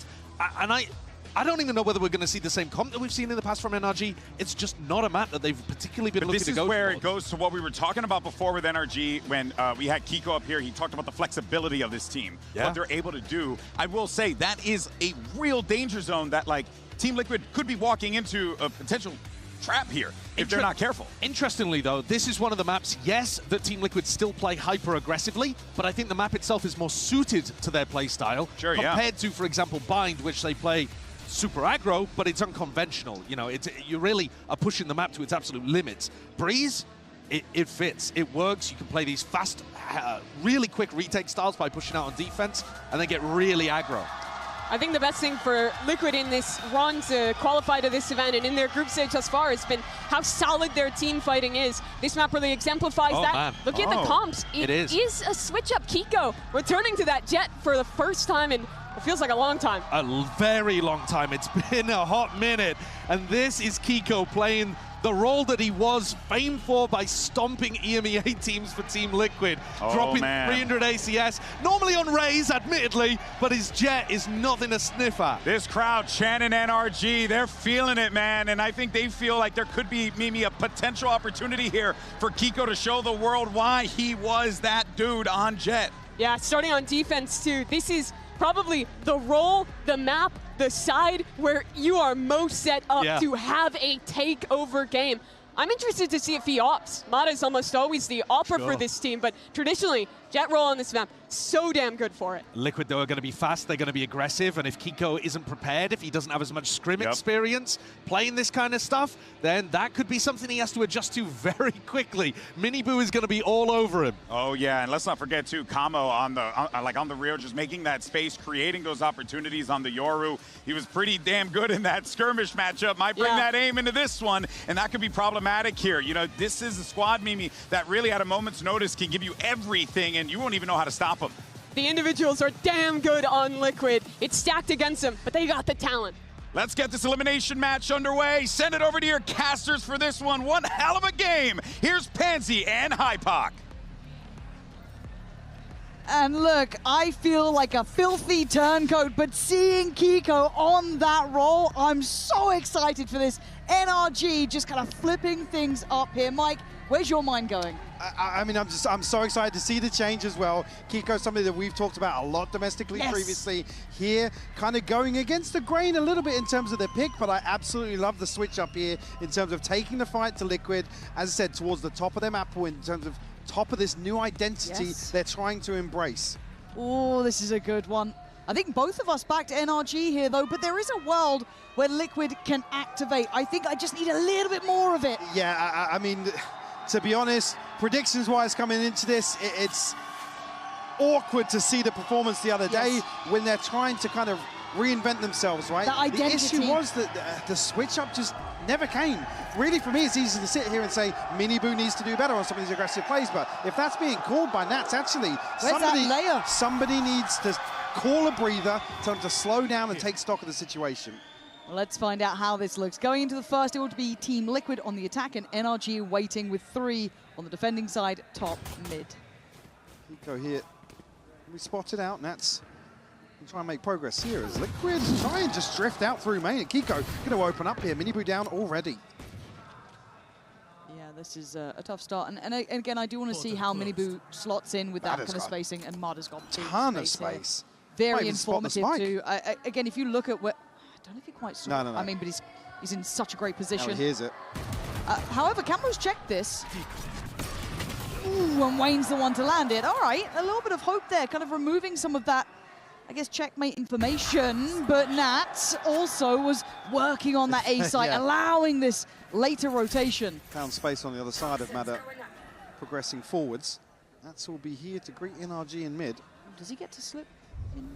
Oh, the smoke's just dropped, and he does get caught by Ethan there, just trying to slip a little bit deeper. Papo! Back-to-back, big damage done, leaving Scuba in a 1v3. Spike is down, so he's got a time limit on this one. Sheriff, so a chance to open up here, but already revealed. Look who's in the corner. Wayne waiting. Scuba, your chances. It's a matter of moments. Ooh, that was a little shaky there, but great stuff from Liquid. I thought, with what we saw from Mada there, that push through, that would have been enough to pretty much determine the round. Yeah, I mean, the triple stack towards top mid, Triddle. But again, just leaving a gap. Mada comes forward, and unfortunately, Nats, again, it goes without saying, he's going to find this space. Able to get right behind on A site and punish that aggression. Beautiful read from Nats. Liquid on the board early on here. And to be honest, low-hanging fruit, sure, but you're looking for some of these aggressive, fast and loose rounds to go in Liquid's favor. You're going to expect them to dust off a pretty bitter loss previously. And look, I feel like the story of this event so far has been discipline and playing together, not taking silly risks or making silly mistakes. And a round like this, I want to keep my eye towards Liquid. Good positioning from NRG, and it's traded again. Mada and Ethan doing enough damage that it's got my attention. Look at Nats' HP. Yeah, you're right. I didn't even notice that. He comes away barely alive, but he's in the right place to catch Kiko if he does take his eyes off the prize. Brock, next layer of contact towards Camo, who does have the Bulldog, and Nats being the safe pair of hands, making sure that re-aggress towards Elbow is never going to get more than that initial start. And that's good work from Liquid, that nice freeze there, making sure they caught the aggression. Again, you can see both teams trying to find this space. Lucky to even go away with the round here, considering a 2-for-2. NRG, unfortunately, just can't get to those weapons, capitalize on the further damage, so Liquid with a comfortable start here. Well invested in terms of the Bulldogs here, and obviously Sheriffs to round out for the bonus. No notable old progress here, so won't see anything to convert. I think they're going to try and play an off angle here. Matter again, posturing up. Yeah, they're so happy to go aggressive, and the timing is just sublime. Great trade for Camo to not let middle basically fall into the hands of NRG, but it's going to spur on the site here. Kiko clean with it. That's Wayne gone. And again, they are working with a couple of Bulldogs here, a Sheriff or two, so it's far from the perfect purchase. So Purple and Miniboo, can you do anything more with this? There's a lot of bodies here, and there is a flank. Yeah, Scuba wrapping already. Might just catch Miniboo on the corner. Spotted here. They could run him down. Yeah, and I think they're going to give it a Oh, try. Miniboo. Oh, he's still not landed the shot though. And Scuba, you're not meant to win that. 10 HP, and he is just keeping them on their toes. Purpo would love to clear this, but Scuba, Massive. the 10 HP hero. No right to be doing that. We keep 4 rifles as well, so Liquid not able to convert much damage here. Apply further pressure to the finances. That is so ballsy. Swing this. Again, those are the sort of plays NRG need to make. Don't allow Nats to set up early. Nice! So well to find that first onto Miniboo. Yet to get on the board. Again, all eyes go towards him in terms of these new compositions, or this new approach, I should say, from Liquid. I'm just so excited to see this kind of like Nats, Ethan head-to-head. I think they're both great IGLs in this sort of meta as well. It still suits them somehow both. Nat's brilliant, obviously, and the ability that he's done to be able to bring this roster up to this level already is incredible. But again, on the other side, you don't normally see a team who win champs bounce back and still adapt well enough to new metas and new looks. And again, it's credit to both on this side, but a much more patient round here. Yeah, Liquid anticipating NRG being a little more proactive here. Maybe just on the back of Nats' purchase. Potentially find a pick somewhere. Drone won't confirm anything towards B. I mean, already a TP sent across by Madder, who's still patrolling mid. Yeah, they're going to have to dig a lot deeper, Liquid, if they do want to get further info, or they go in blind and hope for the best. Maybe they can put it together as they go in, but they still have the dart, I guess, with Purpo, so... And Brock now noted that's pretty big. They do bide their time. There we go, Miniboo towards site. Great reveal. That is great utility usage. As Miniboo wants to try and work off that, but Scuba's still holding his ground, and Marder never going to let it slip. It's down to Purpo and Miniboo, and they are surrounded. Great damage. Liquid finding stability on the site, but Kiko now knocking at the door. Can't take the fight. Miniboo outdoes him, but Ethan. Miniboo's disconnected. There's a 1v1 on the site to be had here. It's a wraparound for Miniboo, and great damage on Purpo. But Ethan still, it's going to be hard to get past or consider Miniboo at this point. He was quick to this. He had a look, but that's not enough to deal with Miniboo. That side take was lovely. What a back and forth there. I mean, Marder just coming straight forward here when Liquid actually struggled to scale forwards to capitalize on this reveal. It's a crucial kill by Marder to just slow things down here. You see here in the kill feed, everything goes for NRG, but it's actually the response from a few players getting towards the pillar on site. Purpo's having a bit of a performance already. Again, those couple of kills, really, really key. As you said, NRG kind of won that first wave. Yeah, definitely. How's the buy looking? Ooh, a bit shaky now. Light shield starting to be darted across. Scuba. Gonna get first contact. Miniboo's in, disrespecting the utility, and Scuba put to bed. Miniboo sharp on it today. Directed approach, and NRG with yet to find an ability to slow this down. We've got the identification on one here. Camo walking this smoke though, up close and personal, shut down. Yeah, that was risky. But Miniboo still put in some work here, keeps safety on that CT side, and only Marder and Ethan alive. And a lot of damage taken for Marder. Ethan on a stinger as well. One enemy remaining. And it's just a checkmate, man. He's got you all day. Okay, 4-1 Liquid. You got my attention here. Rolling that same execution once more, going to force an adjustment on the side of NRG. Again, Madder here having to utilize a much earlier TP. Oh, that pathing. Yeah. Miniboo does really well to find Scuba fast enough where it creates that panic, right? Yep. Said, unfortunately, previous round, Madder's exploring towards me, and he's got the TP all the way towards backside. I have to switch that up now. Maybe consider a different rotation here, and potentially why we're seeing this timeout called so early on from NRG. Like I said, carbon copy of the previous late round piece.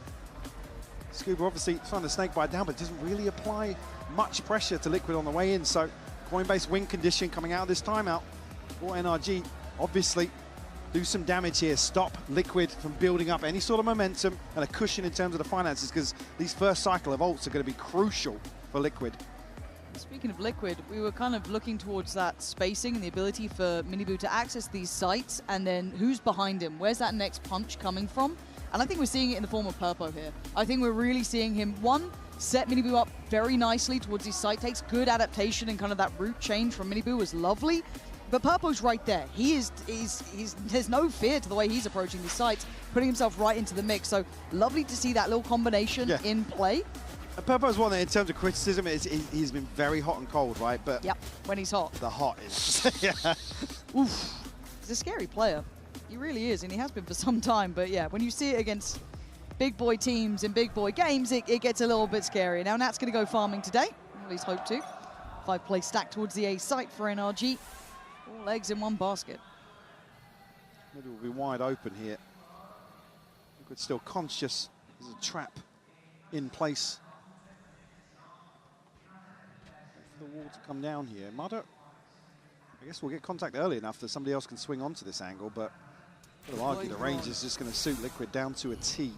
Yeah. Actually, Purpo will catch it. Yeah, spot here. I think that's Ethan who got caught. Maybe actually trying to encourage this a little bit, trying to play in Marder, but the diligence is there. We're not seeing these sloppy site takes now, but it could still get scary. This is a stack, right? And they are going in somewhat blind here. Through a choke point, there's every opportunity for Brock to do this. It ain't smooth sailing yet.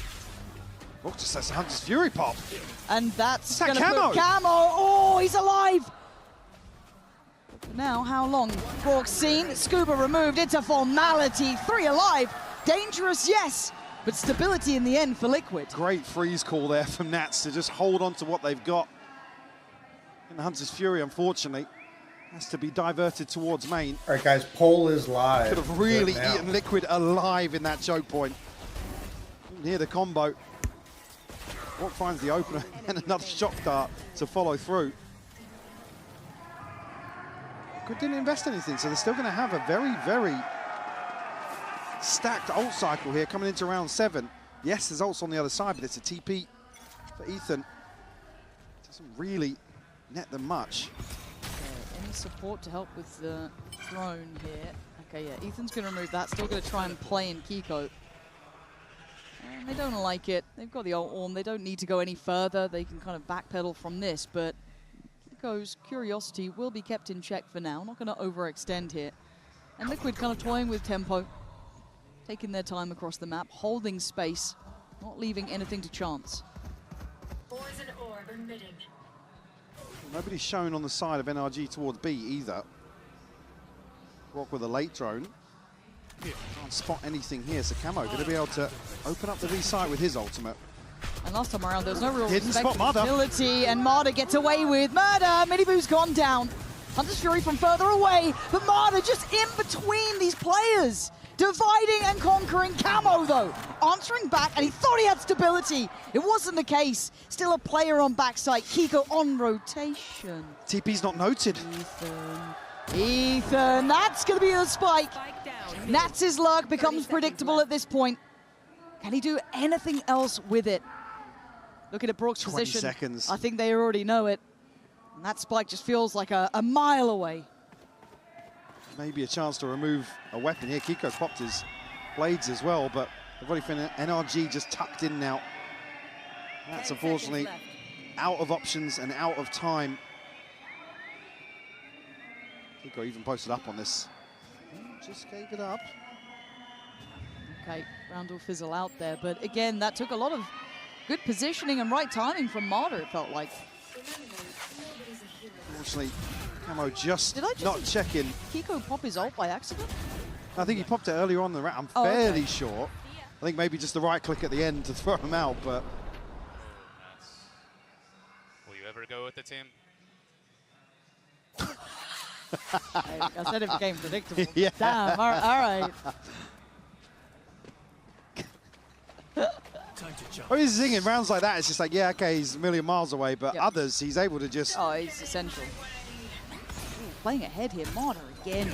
We ask a lot of this man, right? He has to do a lot of work here, but similar to be said on the other side for Minibu, who's found a bit of space through middle, gets held towards the site. Scuba in between a rock and a hard place, found his body to drop. That's Minibu gone. Big damage from Scuba, great. Slippery work from NRG and some of these site XX. Able to force Scuba deep enough, though, the pit will fall. So we'll open up the choke point here. It's just a bit of a nightmare to clear.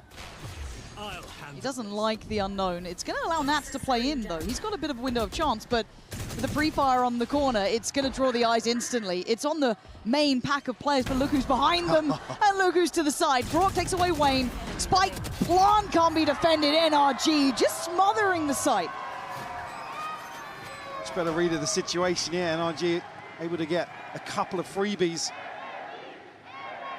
to thin out Team Liquid. Again, Nats just stuck in double doors here. As a window of chance, but as soon as this smoke expires, you can't really backfill Mother's ultimate. And I think it's something that Desk was talking about, though, that I think that NRG are one of the teams that are very good at, once they've figured you out, they are great at keeping that in mind. They are really, really good at then just making it hard and then put it onto Liquid to adapt back, right? This is going to be the back and forth game, I feel like. Yeah, and that was the issue the other day. Obviously, we're only talking about the one map in particular, but we never saw the deviation from the initial plan. So obviously here on attack, the aggression is welcomed, right? Yes. They can keep applying pressure to NRG, force some of these defensive setups to be switched up. And already with the lead here, already done the hard work considering. But yeah, for sure. I mean, there are certain rounds that you don't want to see Liquid just run on repeat. Marder's obviously still, he's shown already here in Santiago, he's happy to be the solo endeavor on these flanks, on these late wraps behind executes, and if they can find Nats early enough, it just causes so many problems. Yeah, we have to see Liquid be a little bit further than one-dimensional, and I think they can be. I think they got a little stuck in the mud before, but we know the capability is there. We just need to see it in effect. Now, at this point, the kind of swing and roundabout of momentum does sit with NRG, even only at 3 rounds. I think they've got that solution in mind. Here's the time for the answer back. This is when we get to figure out if Liquid can adapt on the fly. Now, until this point, we have seen that Liquid did have quite decent success towards that B side, take some nice small variation in how they were scaling through. This time around, though, I'm seeing Kiko potentially going to be a problem, and Marder here as well. Early check. Marder's got the info. Does he get caught, or can he slip away? Actually tagged up, 30 HP. Is able to get out. And Kiko now has to respect this with how deep Marder's TP is. So we get a full 5v5 here. The pit will lay out over the plant as well. Yeah, really nice take from Liquid, just scaling into that front site perfectly, forcing away Marder, denying any picks coming in from Kiko as Camo's curiosity is there! Scuba, how did you get to them? When did he get Wayne in that? So then Miniboo's got to catch that cross. Good punish on one, but they're slipping through to sight. Nats now needs to come into effect, as does Purpo. Miniboo's got 2 to hand, oh, he can't get the second. A valiant attempt, but down to 2. Purpo and Nats on the site itself. Purpo on the pre-fire gets checkmated by Kiko, leaving it all down to Nats. The man who can be ice cold! Oh, just gets caught at the end by Scuba. Bloody hell, though. What a battle for the site. And it's just a little overzealous to come out of the back of this pit. Again, the reveal is there. I think maybe there's a question mark about exactly where that shipping container is. Doesn't go for the spam. And unfortunately, then there's too many targets, right? A little bit of a panic moment, but Scuba catching Wayne exactly the same. Look where Camo is. Just no man's land then. Ooh. And the difference that could have made to have Camo there, right? If he was in the right place for it. Maybe reading that a couple of these bodies are cycling back through mid, yeah, not through spawn, but there's effectively 5 members of NRG where Camo swings. Oh, that was quick. Here. That was quick. So we'd seen Marder testing middle a couple of times, playing the smoke this time around, posting up Kiko on the angle instead. Now, and lesser purchase here, but does have a Guardian. Has got Made all it the pretty way, far. yeah. And completely. Oh, no! That's unlucky, really. Wayne, gonna do well to get one back, and it makes that B site seem a little bit more feasible, but there's still Scuba. Oh! That's a shot. Wayne, you've made this one feel possible. And this time, Nat's playing with the pack as well. He's not separated from the others. You can see the turn of attention from Marder, potentially positioned to try and catch where Nats may be, and now you find out, turning back towards middle. As Scuba's position, oh, he's gone away with it here. Yeah, just gonna be caught. Nats trying to get towards site. They're holding those deeper lines, making it really hard to break through further. I mean, Wayne's got the TP here. He can get a plant on A, for sure. 15 seconds away from another smoke, does have the paranoia, so a chance here for Wayne to clutch up. Something you've done many times back in the EMEA towards the end of kickoff. How does he want to play it? Well, they're going straight middle. Wayne, this would be magic for you. The timing, the smoke goes out, but he's back. He's got down one. Yes! For Wayne!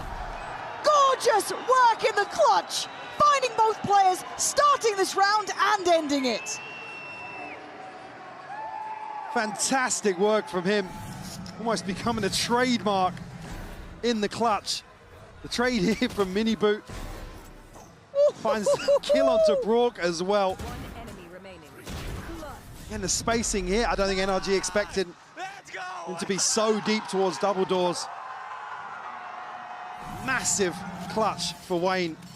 That's an X factor I wasn't expecting to see there, but beautiful, beautiful stuff.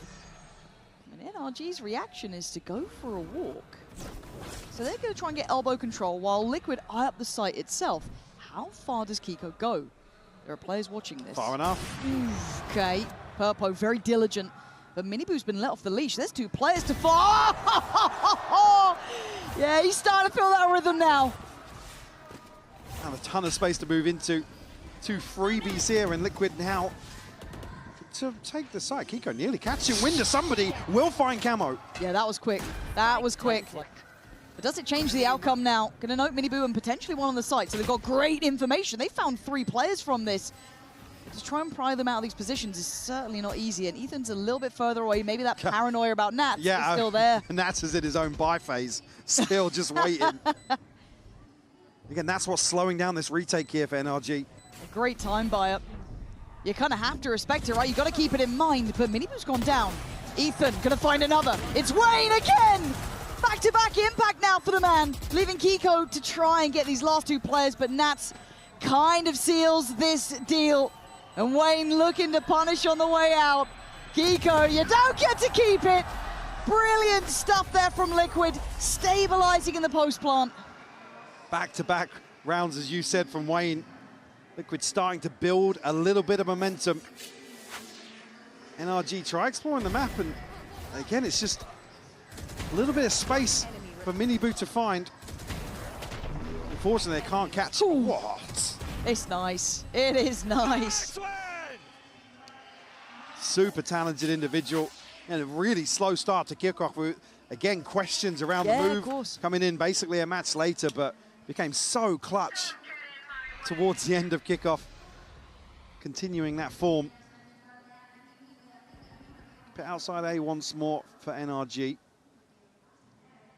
Anticipating further aggression. Wasn't a confirmation in the previous round, but yeah, maybe a read on that B-side setup that NRG had gone walkabouts. Cover going out. And to be fair to NRG, they are reading this relatively well. Starting to shift bodies over towards A. Mada's already got a TP over here as well. Yeah. But what can Scuba do? Well, there's no double doors pinch here. Ooh, Hunter's Fury and vulnerability, that's an issue. Liquid looking like they're in the blender. Camo's made it forward, but he's very alone. The others can't make it out of the pit. Oh, brute force into the pit. On this choke point, Wayne tagged up. Okay, we'll take him down to 1 immediately, and Kiko's already in the backlines here. He's hurt Nats. Yeah, that's been called out. And Kiko's position is just perfect. Perfect work. And yet for Liquid, just... Flawless, yeah, flawless end here for NRG, but again, there was no contingency towards double doors here. If you're reading this as a solo hold behind the pit, wasn't really enough focus shift towards the back side of it. Yeah, we've seen the kind of the tales of 2 halves in 1 at this point. 5-7, a very close affair. Don't go too far away. One enemy remains. Down mid. Nice! Good shit, boys. Nice, nice boys.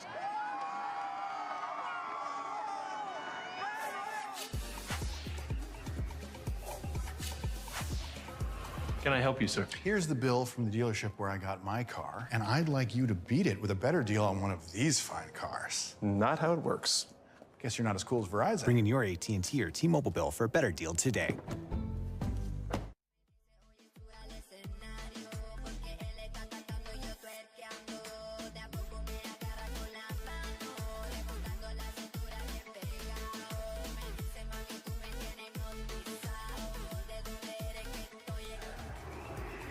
Muchísimas gracias, Chile. El país es increíble, la comida es todavía mejor y toda la gente que habéis venido a lo largo de todos estos días sois increíbles. Sois una demostración de lo que deberían de ser todas las aficiones del mundo. Y yo lo único que pido es un último detalle. Y es que dentro de poco te llegarán otras Masters, otros Champions. Y creo, Cantor, que tendríamos que enseñarles una cosa. Y es que en inglés a esto lo llaman The Chilean Wave. Nosotros lo llamamos la ola, porque aquí es lo más normal del mundo. Les dedicamos una ola a todo el mundo para que sepan cómo se hace. Calentamos las manos, todo el mundo, la mano abajo, calentamos, calentamos, calentamos. Vamos a salir del medio hacia los lados, ¿vale? Calentamos. ¡Arriba! ¡Viva Chile!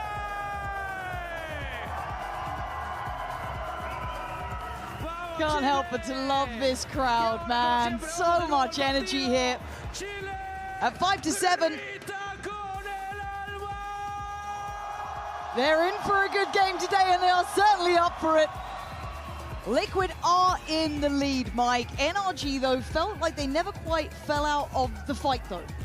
A couple of these rounds just decided almost by Liquid committing to a semi-gamble, right? Yeah. I think for me, certainly, NRG doing enough in the first half to put Liquid into an awkward position, right? Do you adopt the same approach that clearly didn't work previously here on the defense? How proactive will it be? Pistol round to go by here, an immediate walk down mid. Crunch doors, double doors. Scuba and Ethan. Both tucked into a Nats-esque position. Well, NRG have just walked A and seen nothing. But the problem is the spike they goes faked, towards B. They faked the plant. They're going to catch Brock. Couldn't quite make it around the corner. So Liquid's 3 stack of players patrolling the map. And then if you're Kiko, you're on the wrong side of the map and you've got a 3v5 to hold. This fight towards spawn is going to be crucial to NRG's success. How much time can they even buy in this to allow for someone like Kiko to come into effect? That's what I'm mostly wondering. How long can you wait? They've cost a lot of time, very, very slippery. Liquid need to pick up the pace here. Well, yeah, the longer this goes on, the more that Kiko can actually do something with this. The smokes are starting to be invested as Camo starts to clear. Down on 45, and Miniboo's pretty low as well. They got to get moving. Great stall on the Paranoia. Keep in mind, Kiko finally pulls the trigger. For Purpo, Nats doing what's necessary, and now there's problems, Kiko! You're not going to do this to your own team! Oh, I think you just might be 4 kills! I thought you were too late, but you were perfectly on time! Great adjustment from NRG to leave this open plant, open up the possibilities for such an egregiously late lurk that from felt Kiko. Foul, man. Again, just easy pickings for him here. Easy one taps, all 3 easy one taps. Oh, yeah. Clean. Yeah. Crisp, I was giving you clean benefit of the doubt, but I wouldn't say one taps. Okay, just pistols out for Liquid this time. No real stack either, but Wayne's going to hear all of this. They're a little ahead of the Paranoia, though, so they're not going to have to respect it too much. And I think he got spotted. Great attempt by Miniboo, and it's landed the shot. But then it kind of falls a bit short. It was a nice little try there. Not going to probably get too much more than that, as it is just the classics that remain. So the plant's in, and NRG would love to keep 4 standing in this. Definitely, even with limited investment. Not sure what Brock dropped, actually. Ethan certainly can go forwards. I mean, having Kiko and Mada both at halfway to their ults here. Yeah. Certainly a chance to get some crucial points towards these duelist ultimates. Just going to be holding on to, well, denying actually the progress here inside of Camo and Purpo. This Camo the closest to maybe being found. He's going to get checked though, it looks like, yeah. A couple people looking this way. I didn't expect you to get 2 there, I'll give you that. So they do keep 2 of the rifles. Was there one lost in this? I think maybe a Spectre? Okay. Not the end of Not the world. entirely if that's the sure, case. yeah. I'll try and catch it on the replay, but still, I mean, the prize possession's making it out. Sees Kiko to get another point as well. I mean, it won't necessarily affect the purchase here. It's some light shields inside these rifles. And Mother on a Stinger, actually. Okay. Nice from Camo, though. He's been a little quiet for me. I'd like to see a bit more from him. Yeah. Because he was one of the players during that kind of late point of trying to qualify here, became pretty essential for their form. When the commitment came to Camo being this second duelist, certainly pivotal to their success. Slower rounds here, and these are the ones I look towards on the buy for Liquid. They threw away so many advantages, but also just kept trying to hammer some of these pressure points on the map. NRG well equipped here. I think they're dealing with that. Mada actually going to back away from that, take the TP. Yeah, I was wondering if that was going to pull a third player from Liquid. It hasn't. They seem happy enough with that. So they keep their 3 posted on the B side. Bit of a trade out. Marder now equipped to take the site with a little bit more ease.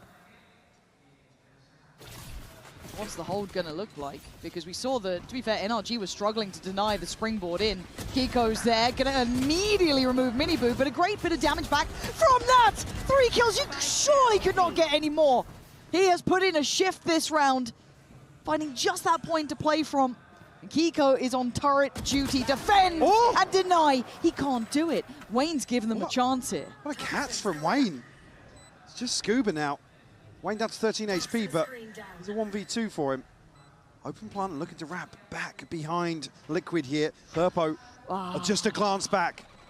Doubted it, didn't want to do it. He's bought a bit of time here, so keep in mind Wayne is a little lower. Wayne's got a smoke up. I think he's just going to put that on the spike now. There goes the paranoia. Spray in, not going to get it. Walk the smoke, yes. Wayne goes out, another tap. He now knows both players. He can't find the shot. Team Liquid off the back of Nats there. Very, very close. A little bit dicey on the swing out of the smokes here. A chance for Scuba to isolate a low HP Wayne and then reset for Purpo. Nats. It was brilliant. So he's laying down the law a little bit there. Probably again, he makes this doable. And we saw how hard it was for even some of these players on the other side of things to try and hold that site down with the burst, right? So credit to Nats for showing again that brilliance, that capability. You got the dash, the TP, actually the TP from Ethan as well into that cloud burst. So a ton of pressure to break through the choke. So it's a miracle Nats still gets 3. He's an incredibly good player. Again, those 3 get them very much back in the driving seat here. By now in play though for NRG. And it's direct in approach as they do look to try and take this A side. But once again, Nats is here. This man is present. The Dark going to reveal a little bit of info, but not everything. That's big though. But the timing, Marder on the swing out. Oh, that's beautiful from Marder. Basically saving them. I thought Liquid were teed up. And Purple! Where have you got 3 from? Systematic destruction in his hands. Scuba and Brock left probably scratching their heads. It's Purpo sitting pretty. He needs to hit that reload surely at some point. Full faith. Nah. There we go. NRG freezing. Potentially paralyzed by fear at the sake of what Purpo's just done. But caught on the back pedal. Yeah.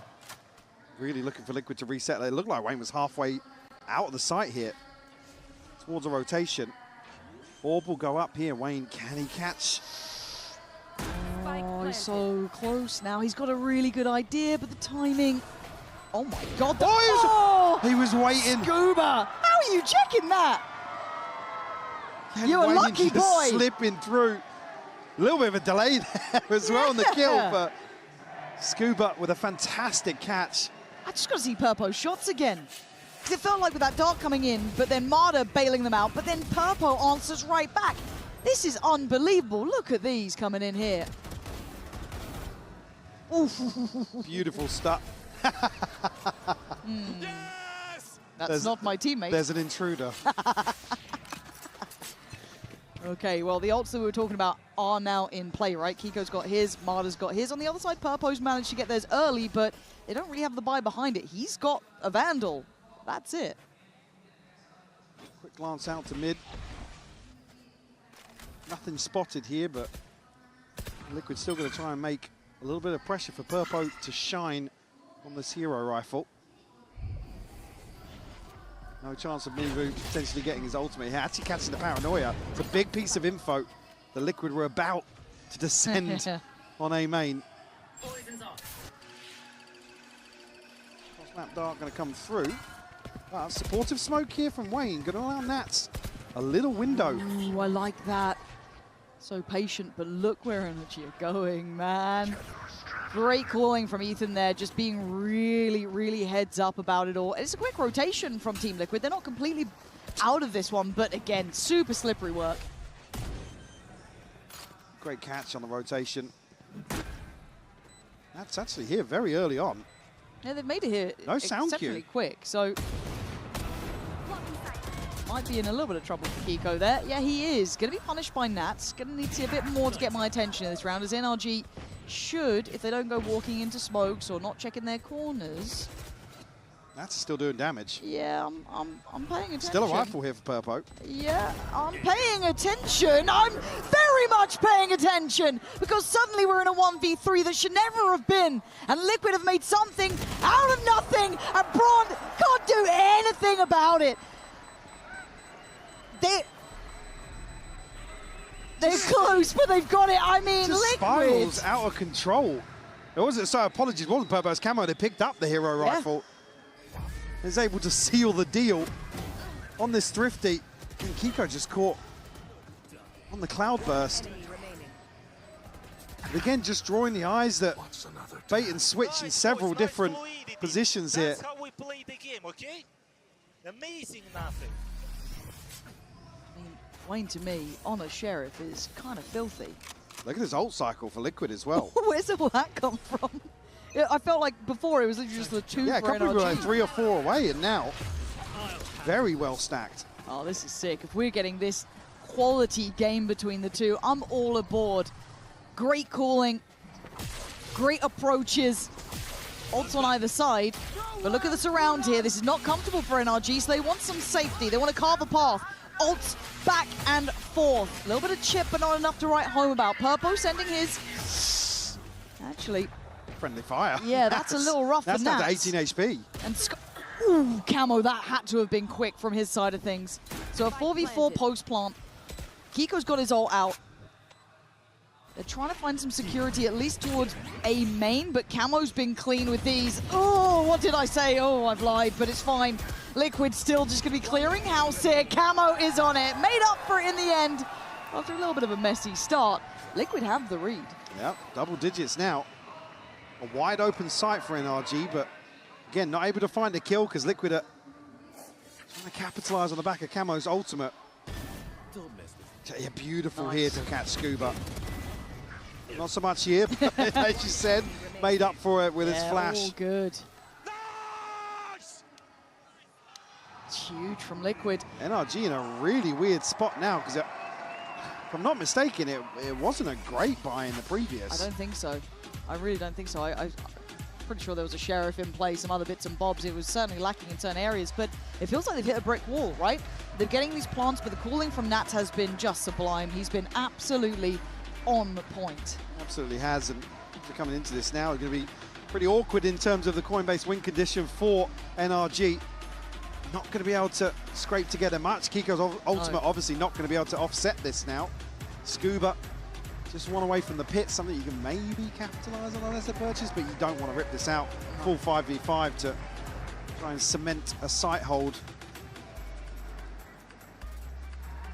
And even at that point, not much on the other side for Liquid either, just the TP, so a little off kilter here. Minibu finally getting towards his. I see some light investment. I mean, if they can make it to a post plant, sure. But they haven't exactly found comfortable plants, though. Nope. No, Liquid are really getting into a rhythm here. well, tempering the aggression much nicer today than what we saw previously. It's not just rinse and repeat over and over again, although that probably is still in the back of their minds. You see a set piece here from NRG towards B's site. So Camo and Wayne on the chopping block here. Stingers. And we're seeing this many stingers. Yeah, I think they're considering the pit. Let's see if they get the opportunity for it, though, right? Like, is that even something they can try and bank on? Camo is here. Wayne's paranoia is really good. And look at this crunch. Liquid instantly just compound the problems. They try and divide between them. And it's a messy fight on the side, but it's won out by Liquid again. This choke point is brutal. Left gasping for breath. Liquid full standing. Couple of low sense checks there from both Ethan and Miniboo. But even Miniboo's grinning at that one. I think he knows it. Up to 11 now. NRG obviously on a lesser buy now will be in a much better position.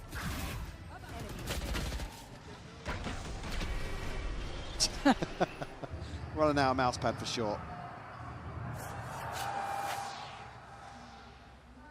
This one could effectively decide it here. Will be Liquid potentially finding 12 and NRG off kilter with some of these key ultimates. Okay. Trying to split through middle towards the A site. Nats is on guard. Duty going to see the first falls away. Doesn't want to outstay his welcome on that angle. Marder into play, though, going to isolate Nats and take him out of the equation. Liquid held back by CT. It's all very one-dimensional on the play back through. Miniboo trying to be slippery on this. Hard to find, but it's going to be Parpo putting up some numbers, but NRG, brute, force it. Enough pressure towards double doors here, just breaking the sight lines. A couple of Liquid members.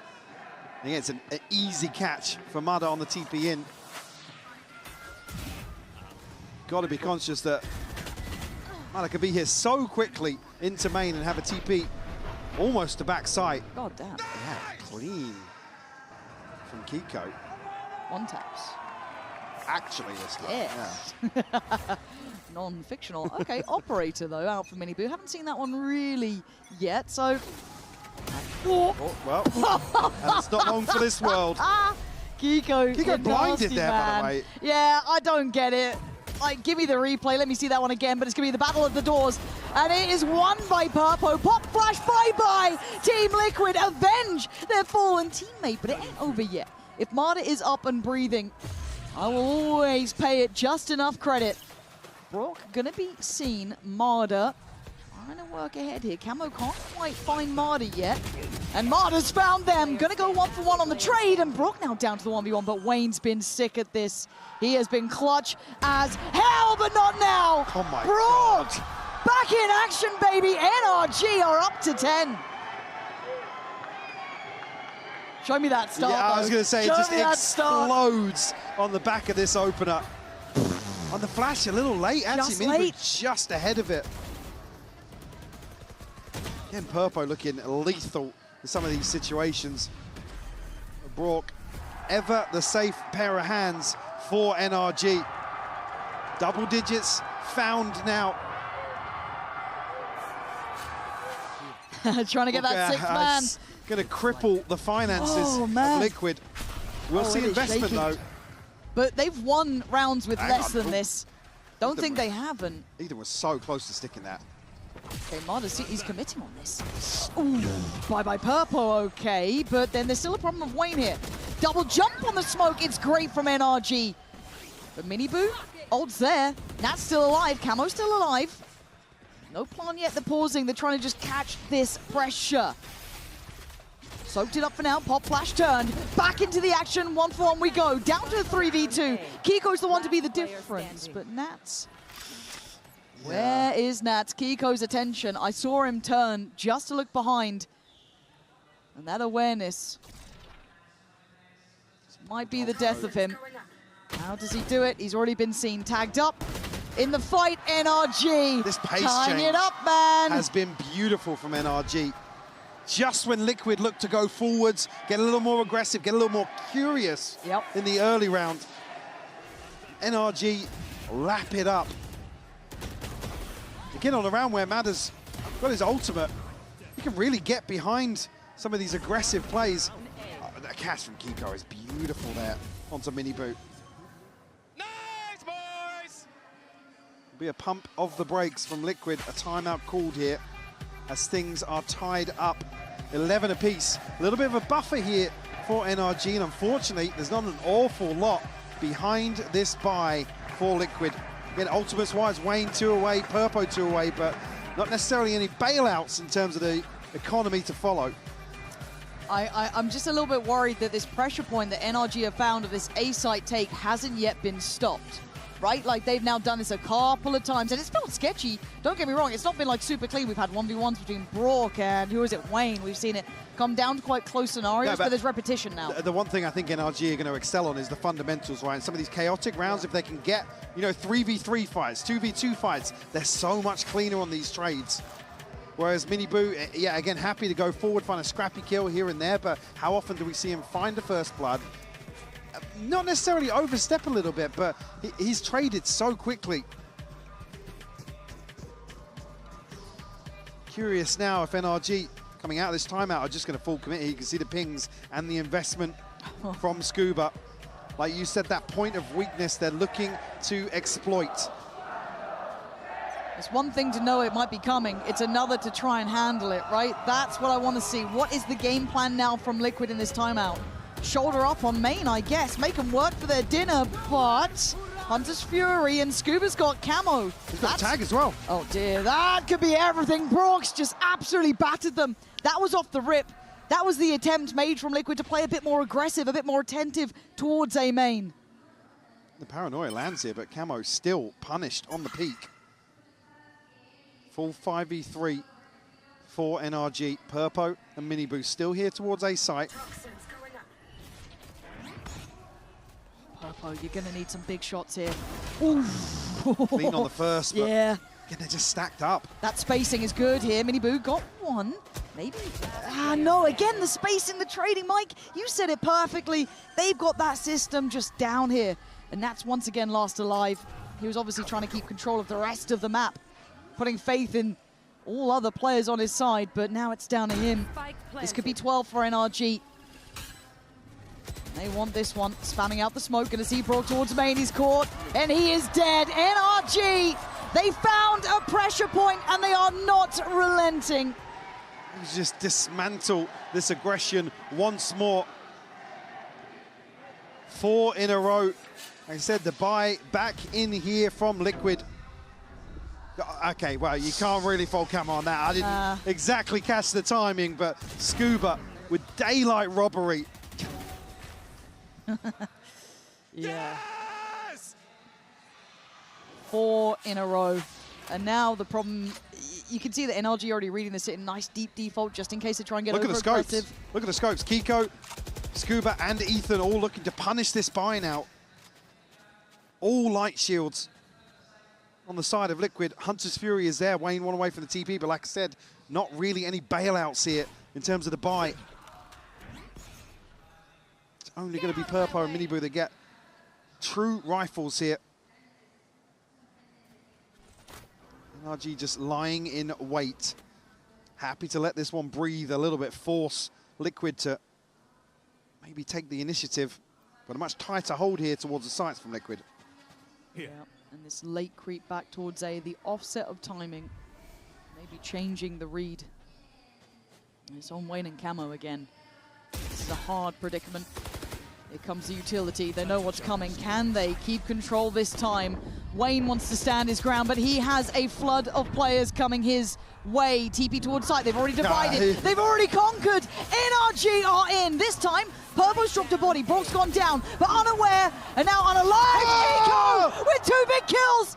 It's down to a 2v2. It's not over yet. Nats is on the way, but Purpo has to live. 40 HP. He's being hunted down. Kiko burying Liquid. Poetic in a way, but Nats, he's made it to the site, but has to walk through the corpses of his fallen teammates. But with 10 seconds, this plant is late. An opportunity given. It's minimal. Toxins ran out as well. Plants in. Has to soak this one, Scuba. Not much, though. Nats, this would be the miracle your team would be praying for. Map 1 on the line. First dropped Kiko. It is poetic! 4 kills! Map 1 is NRG's! Again, they read it so beautifully, Lauren. These hits come so fast. Wayne throws the paranoia out. NRG pounce on it. They know they have enough time and space ahead, and Nats come in to completely secure the site. Fantastic performance here from NRG on map 1. That's got to weigh heavy there for Liquid. But for NRG, what a feeling, what a moment. Battle may have been won there, but certainly not the war. Abyss is coming up next. Don't go away.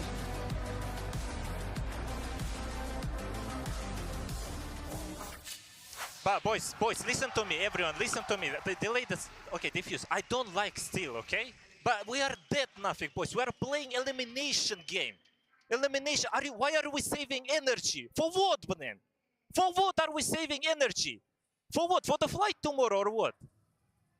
Play default. Boys, give your all, okay? Everything. I understand it's hard sometimes to find the energy, but find it. Find it. But enjoy. I don't want us to be dead, okay? Dom, the same to you. I understand Gnosis block, but still try, okay? No excuses, boys, okay?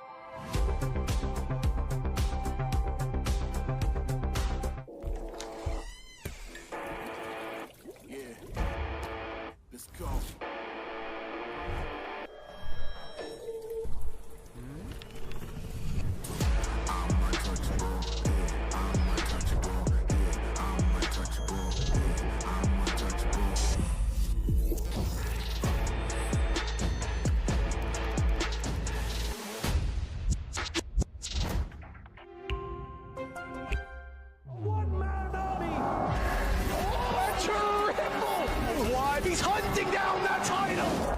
The time to write the next chapter in the esports history books is finally here. And they fold it in his hands yet again! Steps up to the plate, and he could knock this one out of the park! Now they shall be engraved alongside the greats!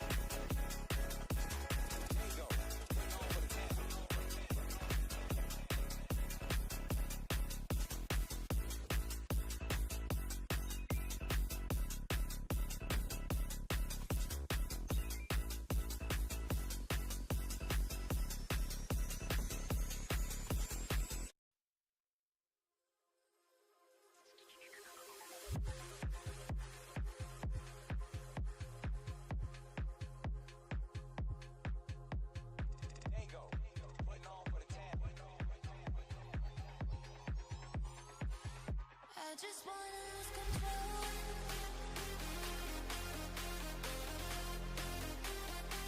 I wanna lose control. I just wanna lose control. I wanna lose control.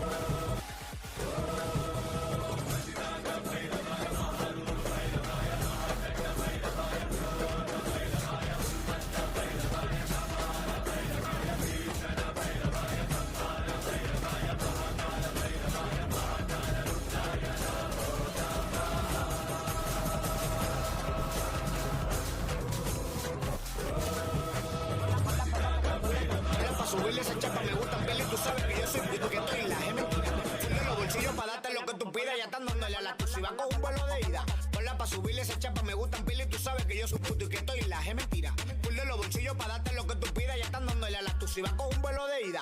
Ponla pa' subirla, ponla pa' subirla, ponla pa' subirla, ponla pa' subirla, ponla pa' subirla. Jen with Coach Bonker of NRG now. Okay, we know that Kiko's an amazing Jet, but were there any other reasons you put him on the Jet instead of the Neon? I mean, it's not the most Jet-friendly meta, especially the Jet with the opping duty. Yeah, I mean, if there's any map that Jet still works on, it's Breeze in my opinion, and it's just a big comfort pick for him, so we just let him play the Jet if he wants to, and he does a good job on it, so. I think you made the right call, so good luck, Anavis. Thank you. Can agree with that as well. The fans on their feet for NRG, but folks, this was a beautiful matchup. Two teams really clashing against one another. That's going to take us immediately into our Verizon high-speed moment, because what you're really seeing here was just the style sideshow just clashing non-stop, and it just felt like it was a roller coaster, man. Yeah, I mean, look at the way that Minibu's entering here, and then immediately afterwards, they make an adjustment. Mada swings into the orb, shuts him down. This first half was all about how NRG was able to stop those entries. I love the adjustment later on as well. Round 11, Minibu decides to contact into the B side, just constantly messing with what's going on. Look at this. Fake wall, makes it feel like a fake, actually is walked in, gets a 2K. There were so many nice mind games there. Yeah, it was a Liquid that started so strong in both halves. They were 8 for 12 in the first 6 of each of those halves. Only won 3 rounds outside of that. This was a NRG who had to adapt in the first half, I think, to anchor more on sites and find ways to disrupt that entry. And on the second half as well, really fixing their team fighting and the way they were approaching that in their attack side post plants to come out and win this close game. You couldn't have asked for a cleaner closeout from NRG, 5 in a row to lock it up there. But all eyes, though, were on Kiko, because we weren't sure how, the guy who made his name on Jet, right? We talked about it. We were talking about how good he was on this agent. We're like, oh boy. And Jen even asked Coach Bonkar, this is not really a Jet-friendly type of situation. But I think it's safe to say, though, Breeze is still a map that's good for Jet, right? Absolutely, and Kiko was frying, man. You saw him come out with a really weird round here in round 13 where he lurks, or he's part of a fake on the A site, and then he becomes the backstab lurk. Round here in round 13 where he was frying, man. You saw him come out with a really weird round here in round 13 where he lurks. Frying, man. You saw him come out with a really weird round here in round 13 where he lurks, or he's part of a fake on the A. You saw him come out with a really weird round. Absolutely, and Kiko was frying, man. You saw him come out with a really weird round here. Absolutely, and Kiko was frying, man. You saw him come out with a really weird round here in round 13 where he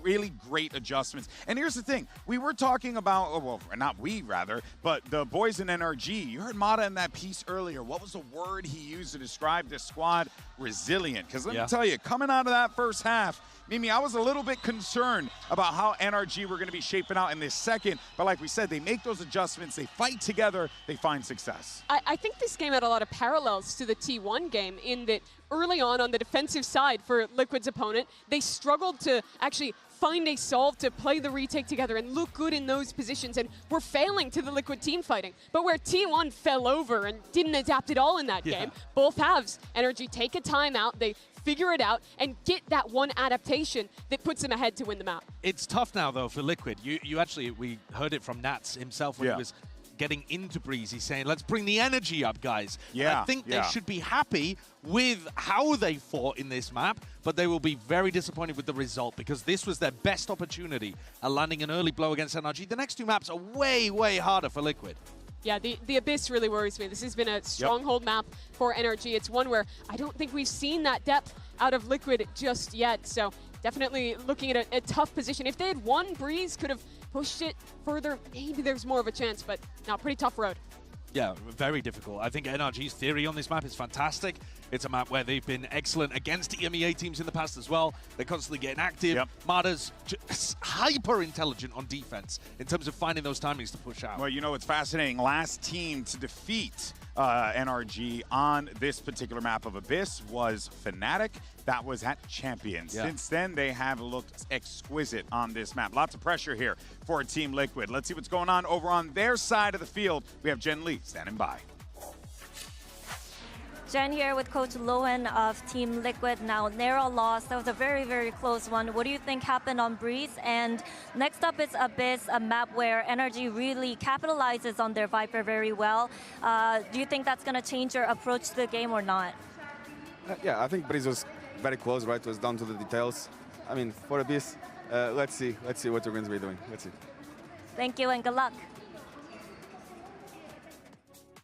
Let's see what we're gonna do. Well, let's see. I'm curious. Yeah, I'm wondering if they changed the composition. In EMEA, they were playing a Cypher comp still there, but we haven't seen them pull this map out at all at the Internationals. I like the double controller look, similar to what NRG or the Astra Omen teams play a lot more, in that it gives you an active approach to middle versus just that more passive Cypher utility, which I think a team like NRG is going to do well at picking apart. And also, it's just going to look excellent on those executes and manage to circumvent the Cypher, who I do think is a weaker hard anchor than what that second controller would normally bring. Yeah, definitely agree with you. I also think it's just an opportunity to throw something new out there, right? You Harbor? You could, honestly. You genuinely could, especially considering that Liquid were messing around with the Harbor on Pearl. This is a much better map for Harbor. And you also got a little bit of a playbook with it with Valen yesterday, using it. Sure. I would look at that VOD and see what they were doing with that particular Yeah, and I think for Liquid, you could look at this and think they just played. They won't have time to turn anything around with depth. That's bad. But literally the way they qualified to this event was pulling out comps last minute against Fnatic, a team they weren't favored to beat, and putting that together at the last second. Still, I think even if they have some new gimmick, NRG are just so comfortable on this map. They're so good at finding that adaptation that it'll still be tough. Yeah, I agree with you, but I do think, though, you've got to put that test towards NRG. You can't just be running simple standard stuff. You're in an uncomfortable spot right now. You got to gamble when you're the team that's down, when you're the underdog. You got to look to take risks in a spot like that. That was their best condition, right? I mean, Breeze was the moment for them, right? They do that, they put the pressure on NRG, and it really begins to maybe build up from there. But now we find ourselves in a situation where we don't quite know what we're going to get. Hey, look at that. Guys, hey, does GB know ball? That's crazy. Hey, Sliggy, I know ball. Yay me. I think this is a really nice idea with this composition. I think that, especially, well, I mean, assuming that Nats is going to run a different smoke as well, I think that they can really make this work. They're a team that should be looking to aggro flood defend. Wayne's Harbor, though, I wasn't a fan of how he was playing it on the defense side. I think Valen gapped him in terms of value, but that might partly be map dependent. Like, if he comes out here with better ideas on Abyss, because it's easier to play. Valen was telling us that he's been putting in work with that particular agent. I don't know if we were getting the same out of Wayne, considering how Liquid like to operate. Sure. For NRG, though, they're starting on defense here. I don't think they need a huge amount of rounds. And I think one of the keys they have is playing this double drone comp. They will constantly pressure an extremity and get very early rotations. They don't have the luxury of that Euro TP that other teams do. So they're very good at finding the right moments to re-clear space and getting players over in time to actually hard anchor on these sites. Liquid's win condition is going to be if they can get into a site, have that harbor util up to stall out. It's so tough to retake through it. Nats put together some special moments on Abyss the last time that we saw him play in EMEA kickoff, pulling out the Outlaw in OT to be able to deal with the glass cannon op, takes down 2, calls it before he even begins. They've got players on Liquid who are willing to step up to big moments, but nothing here at San Diego is any bigger than this. You saw Nats talking to the boys there. It had to be words of encouragement. You need Liquid to wake up, or else NRG are going to run away with this one 2-0. Let's send it back over to your casters, Pansy and Hypoc for the call. Yeah, fight is on now. Elimination very much in the forefront of my mind with Liquid here, but the change-up, Mike. Yeah. How much stock are you putting into this? I mean, 4th comp now for Liquid on Abyss. Desperately looking to find something that feels comfortable. Again, not necessarily tying into that overall identity we've seen elsewhere, straying a little further into the quirk of the current meta. And for me, actually, I'm okay with the Sky here. The Sky, obviously, criticized, I believe it was Na'Vi that ran one domestically in EMEA, but here, I'm actually okay with it. And Purpo seems to be very comfortable in being self-sufficient, which we know can be absolutely pivotal to Liquid's success. So it will be NRG on the defending side, Team Liquid on the attack. Early contact made, and it's pacey. But keep in mind where the spike is. It's an early show of force. NRG are reading this, though. With Mada's position. Yeah, there's nothing behind it. Ooh, it makes me nervous. Always get scared. He's re-clearing this, but it's all about timing now. He Yeah, might be on Wayne's for dead. an absolute sitter. Wayne's got a shorty. Ah. Well, Nico's going to have a terrible surprise, but Mada could be the Reaper in this one. Liquid have no idea. Nat's not. Oh, he's playing with his food. Nasty. And it's That's a the spike. Mada breaking the back lines and limiting the chances. Kiko's there to fight with him too. It's not a solo endeavor anymore. And the map gets drawn in new lines now. Liquid don't have a lot of time to recover here. 30 seconds. They got a lot to try and get through. The spawn wraps on the way, but Wayne, again, he's got the shorty. This is incredibly tough. Minipoo nabs the spike. He's out of there. Wayne putting up some work, and there's still a chance. 20 seconds, but he can't really stop. No. Going to be able to get the plant here, though. And looking towards Purpo to try and secure this. It's not going to be a challenge coming back from out NRG, but again, 2 ghosts and a sheriff. And they're going to split here in the post. Yeah, this is super sketchy. And a blind tag, I think that is, as Purpo now will be the one to receive the 3 players. Hello, that's a freebie. Gets to fall away to a new angle. After everything looking like it was tilting in NRG's favor, there is a chance in this. Kiko working his way back through with Brock. Well, Smoke and a recon to play with. Purpo now noted on the site. Smoke going to go in. Purpo still keeping their eyes, but through the smoke he falls. Miniboo, no! In the middle of the open! Caught asleep there in the end by Kiko. Diffuse going to come in. That round felt like it started and finished with Mada and that timing down middle. Again, just getting into the back lines, being a nuisance once more. And again, it's Nats to be caught, and it's the spike dropped. When Liquid are so split here, again, this would be fine if you catch Nats and the spike is elsewhere, but it's just such an awkward recovery. Come on! Come on! Certainly something they have to be aware of. Mada running away with the space once more. We already said he's done it time and time again here.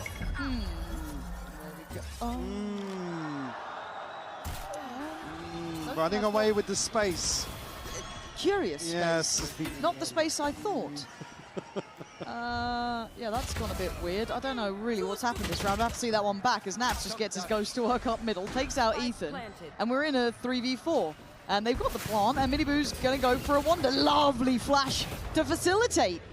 Kiko, the one to try and put some numbers back on their side, but Liquid have a very, very good shot at this. It's Brock and Kiko again. We've been here before, haven't we? Now, Brock's read this well, but he's still got to walk his way in. Okay. He gets both. How are you getting both there? And they're pushed aside. So NRG, after what was a very turbulent start, actually get the round. It's all right, nobody was watching. We definitely weren't actually in POV when it happened. No, totally not. Let's see the replay. Yeah, let's see the replay. Let's watch that one. Oh. The classic throw your hands up. Not my fault. Yeah, it's not. Right, it's a bug. It's got to be a bug. League Ops. And then the smile that's like, nah, that's on me. That's on me, guys. Might have done that myself. Is what it is. Shake it off, move on forward. Fortunately enough, NRG actually keep the round, which is the more surprising part after what felt like it was completely going to fall in Liquid's favor, but no. So Liquid on a way better buy now into the bonus. We're going to see the bonus is going to be very, very lacking in that firepower. So how do NRG want to make up for it? Because Purpo's on the hunt. He is a very direct player. So we're going to have a nice little head-to-head there. Going to be warded away, but early draw of attention and rotation in reaction. Easy to note the buy here. Oh, NRG. Way. He had a bucket. Bucket, yeah. Plant will come through here for Liquid. Again, a tough retake now. Guardian, a Spectre for Brock, the heroes of the first 2 rounds here for... Hello. Well, that's going to be relayed to Marder, but I don't know how he's going to get Unlucky close for Ethan, honestly. Yeah. Can't thread the needle on that shot. I don't think Purpo's any the wiser yet. There's the look behind. Good stuff. Liquid keeping 5 up. And you want to see them keep 5 here. It's an expensive investment. And they are trying to hunt down Purpo. And that's 1 lost. So that's Vandal gone. The rest, again, it is a lot of money you want to be keeping. Wayne. Pre-fire, that was classic. I don't know what I'm seeing in this one. Madness. So Brock's gone down, that's fine. Kiko going to get one of the Vandals that was lost out of Purpo's hands. So they've accepted the outcome on this one, 2-1. Liquid get their first on the board. You now see the purchase for NRG. An early progress for Nats, Purpo towards their ultimates. On the other side, again, no surprises, Kiko and Brock doing the heavy lifting in those first 2 rounds. Op in hand for Marder. Curious to see where he's going to set up. All the way towards top mid right now. So like 1-3-1 start. And they're going to get, who's it posted down there? Well, Kiko initially, but yeah. Cancelled. It's pacey from Liquid, and it's very direct. They don't have many layers, excluding obviously Nats can be a bit separated, but NRG are in for the brawl on the side. It's Wayne and Purpo to find that stability they needed, but a shot from Kiko keeps this very competitive. TP back up here, and that's the other smoke drop. Might get it, but Wayne bests him. This gets tough for the operator, though. I don't think he's going to really catch Wayne on this backpack. Okay, no, he does. Wayne just shows a pixel out of place and is caught. So Camo left alone on the site. I think they might be really understanding where Nats is in this, but he can still be effective a little bit further away. Brock is just looking, backwards here. But no pressure coming towards Camo just yet. This is hard to kind of slice the pie for Marder.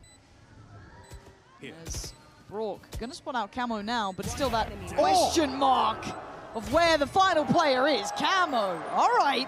That was a clean way to end it. Liquid gonna get their second now. Zana shows some real validity to this approach. And this is crucial in terms of the Harbor. It's cutting sightlines at a completely different angle in terms of hitting B. Makes it very awkward for somebody to commit towards an engagement ahead of the plant coming through. And Scuba actually does really well. You see him considering completely giving up the site. Oh, snappy work. Great really nice. And again, I'd love to see a swing up from Camo. The guy has been really, really solid. We haven't seen the best of him, I think. Some of the other players taking a little bit of that limelight, which is fine, but... They're not even close compared to what we saw in a couple of the series back in the MEA. Liquid again, still very direct, still just focusing on these site takes. Seeker's going to be highly telling where NRG were trying to get to. Marder's position also going to be seen. Well, that Seeker's off and about, but still Marder, the only one really to be nearby. So Purpo, how long do you watch this? Yeah, quite a while now. So going to spot out Marder, that's one of the threats gone. It's the 4 players around the back. And Kiko the only one with a Guardian. So if you're Liquid, you just want to find 5 alive, keep building that economy up, get those ults going. Camo's 1 away. This is starting to look pretty solid. I was going to say, Camo and Miniboo a chance here to really solidify Liquid's early momentum. Tough, really. I think NRG just looking to deny here. Try and police towards main, prevent anybody from finding further progress. So how are we finding this composition so far? It feels very all-in, it feels very direct. We haven't seen too much nuance to it yet, but it's working. No, absolutely. I think it plays towards, like I said, it's a different variation to what Liquid have tried to do across the entire map pool, right? And building around Miniboo in particular, and Camo being the second layer to that. And like I said, I quite like the sky. It opens up a lot of possibilities in getting a little weird on some of the site hits in terms of, obviously, Harbor's utility. It's an early timeout here for NRG. Just to try and get a grip on how this comp's playing out, really. Yeah, like I said, I don't think there's going to be anything really magical in terms of set pieces. You've got to question the amount of time they have prepped around this. It's obviously something they've considered elsewhere. Obviously, yeah, the coin-based win condition for NRG coming back in here is potentially Marder on the operator. Yeah. Didn't really get much of a say previously. Outside of that, brought great progress towards the Hunter's Fury. Quite a sentence. I was going to say Brunter's Fury. Yeah, I want to see how they try and activate these players because it is hard to get information. Now, it feels like the composition that NRG has the ability to do it, but again, when it's so direct an approach from Liquid, it's still, you're going to be what? Hoping that you've got the stronger side of the map in the right place, right? It's still very difficult. Plus the other thing, I'm just seeing him actually fly away from that now, back on the rifle. I was going to say, it kind of prevents Marder from doing something we've talked about, which is getting behind some of these defaults, some of these site XX repeatedly. And here, obviously, it's crucial to hunt Nats. Don't allow him to buy time in these post plants and just be a nuisance. You won't actually see Marder on the operator. They've toyed with kind of leaving Purpo a little bit alone on this, so maybe not having full faith in pulling rotations until now. Starting to see that utility build up in the burst from Liquid, so they're investing heavily behind this. Now, does NRG have the capability to play clean retakes, or they catch in between? It's stunning shots from Kiko, and now some chip damage could become a problem. Camo's on 4 HP. Just a little ahead of the flash here, the synergy. Not quite right, Nats still causing issues. Will find Ethan. They know there's 2 on the site though, but they bide their time. The plant comes in, NRG looking to try and get involved. Marder's teeing it up and allowing Brock to drop down. Nats now, divine intervention it feels like needed. Because now we've got Marder against Camo.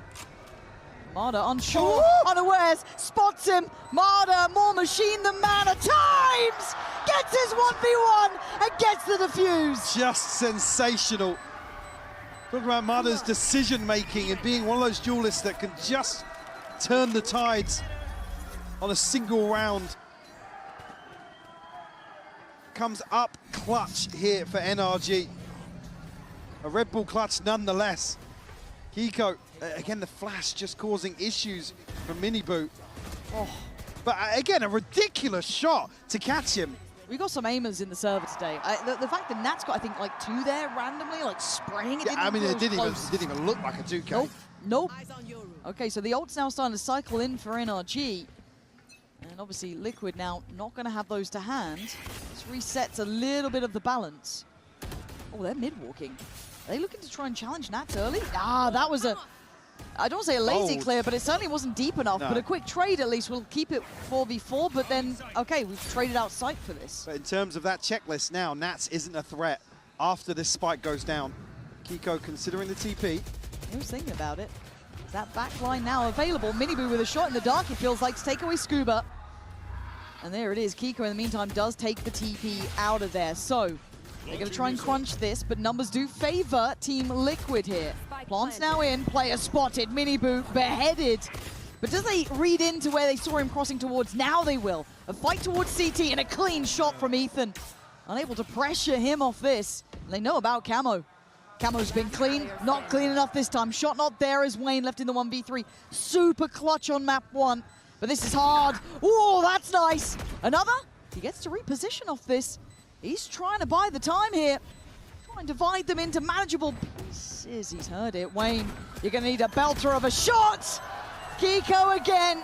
The start and end of things. We're going to trade it out so Ethan can get that ult 1 step closer. Beautiful stuff. Again, you take this trade against Liquid every day of the week if you can find Nats in this situation early on in the round. And this is before Liquid have even hit the site. Certainly a win condition for NRG in some of these faster early rounds. Kiko, 11-2 already here on a 4-3 scoreline.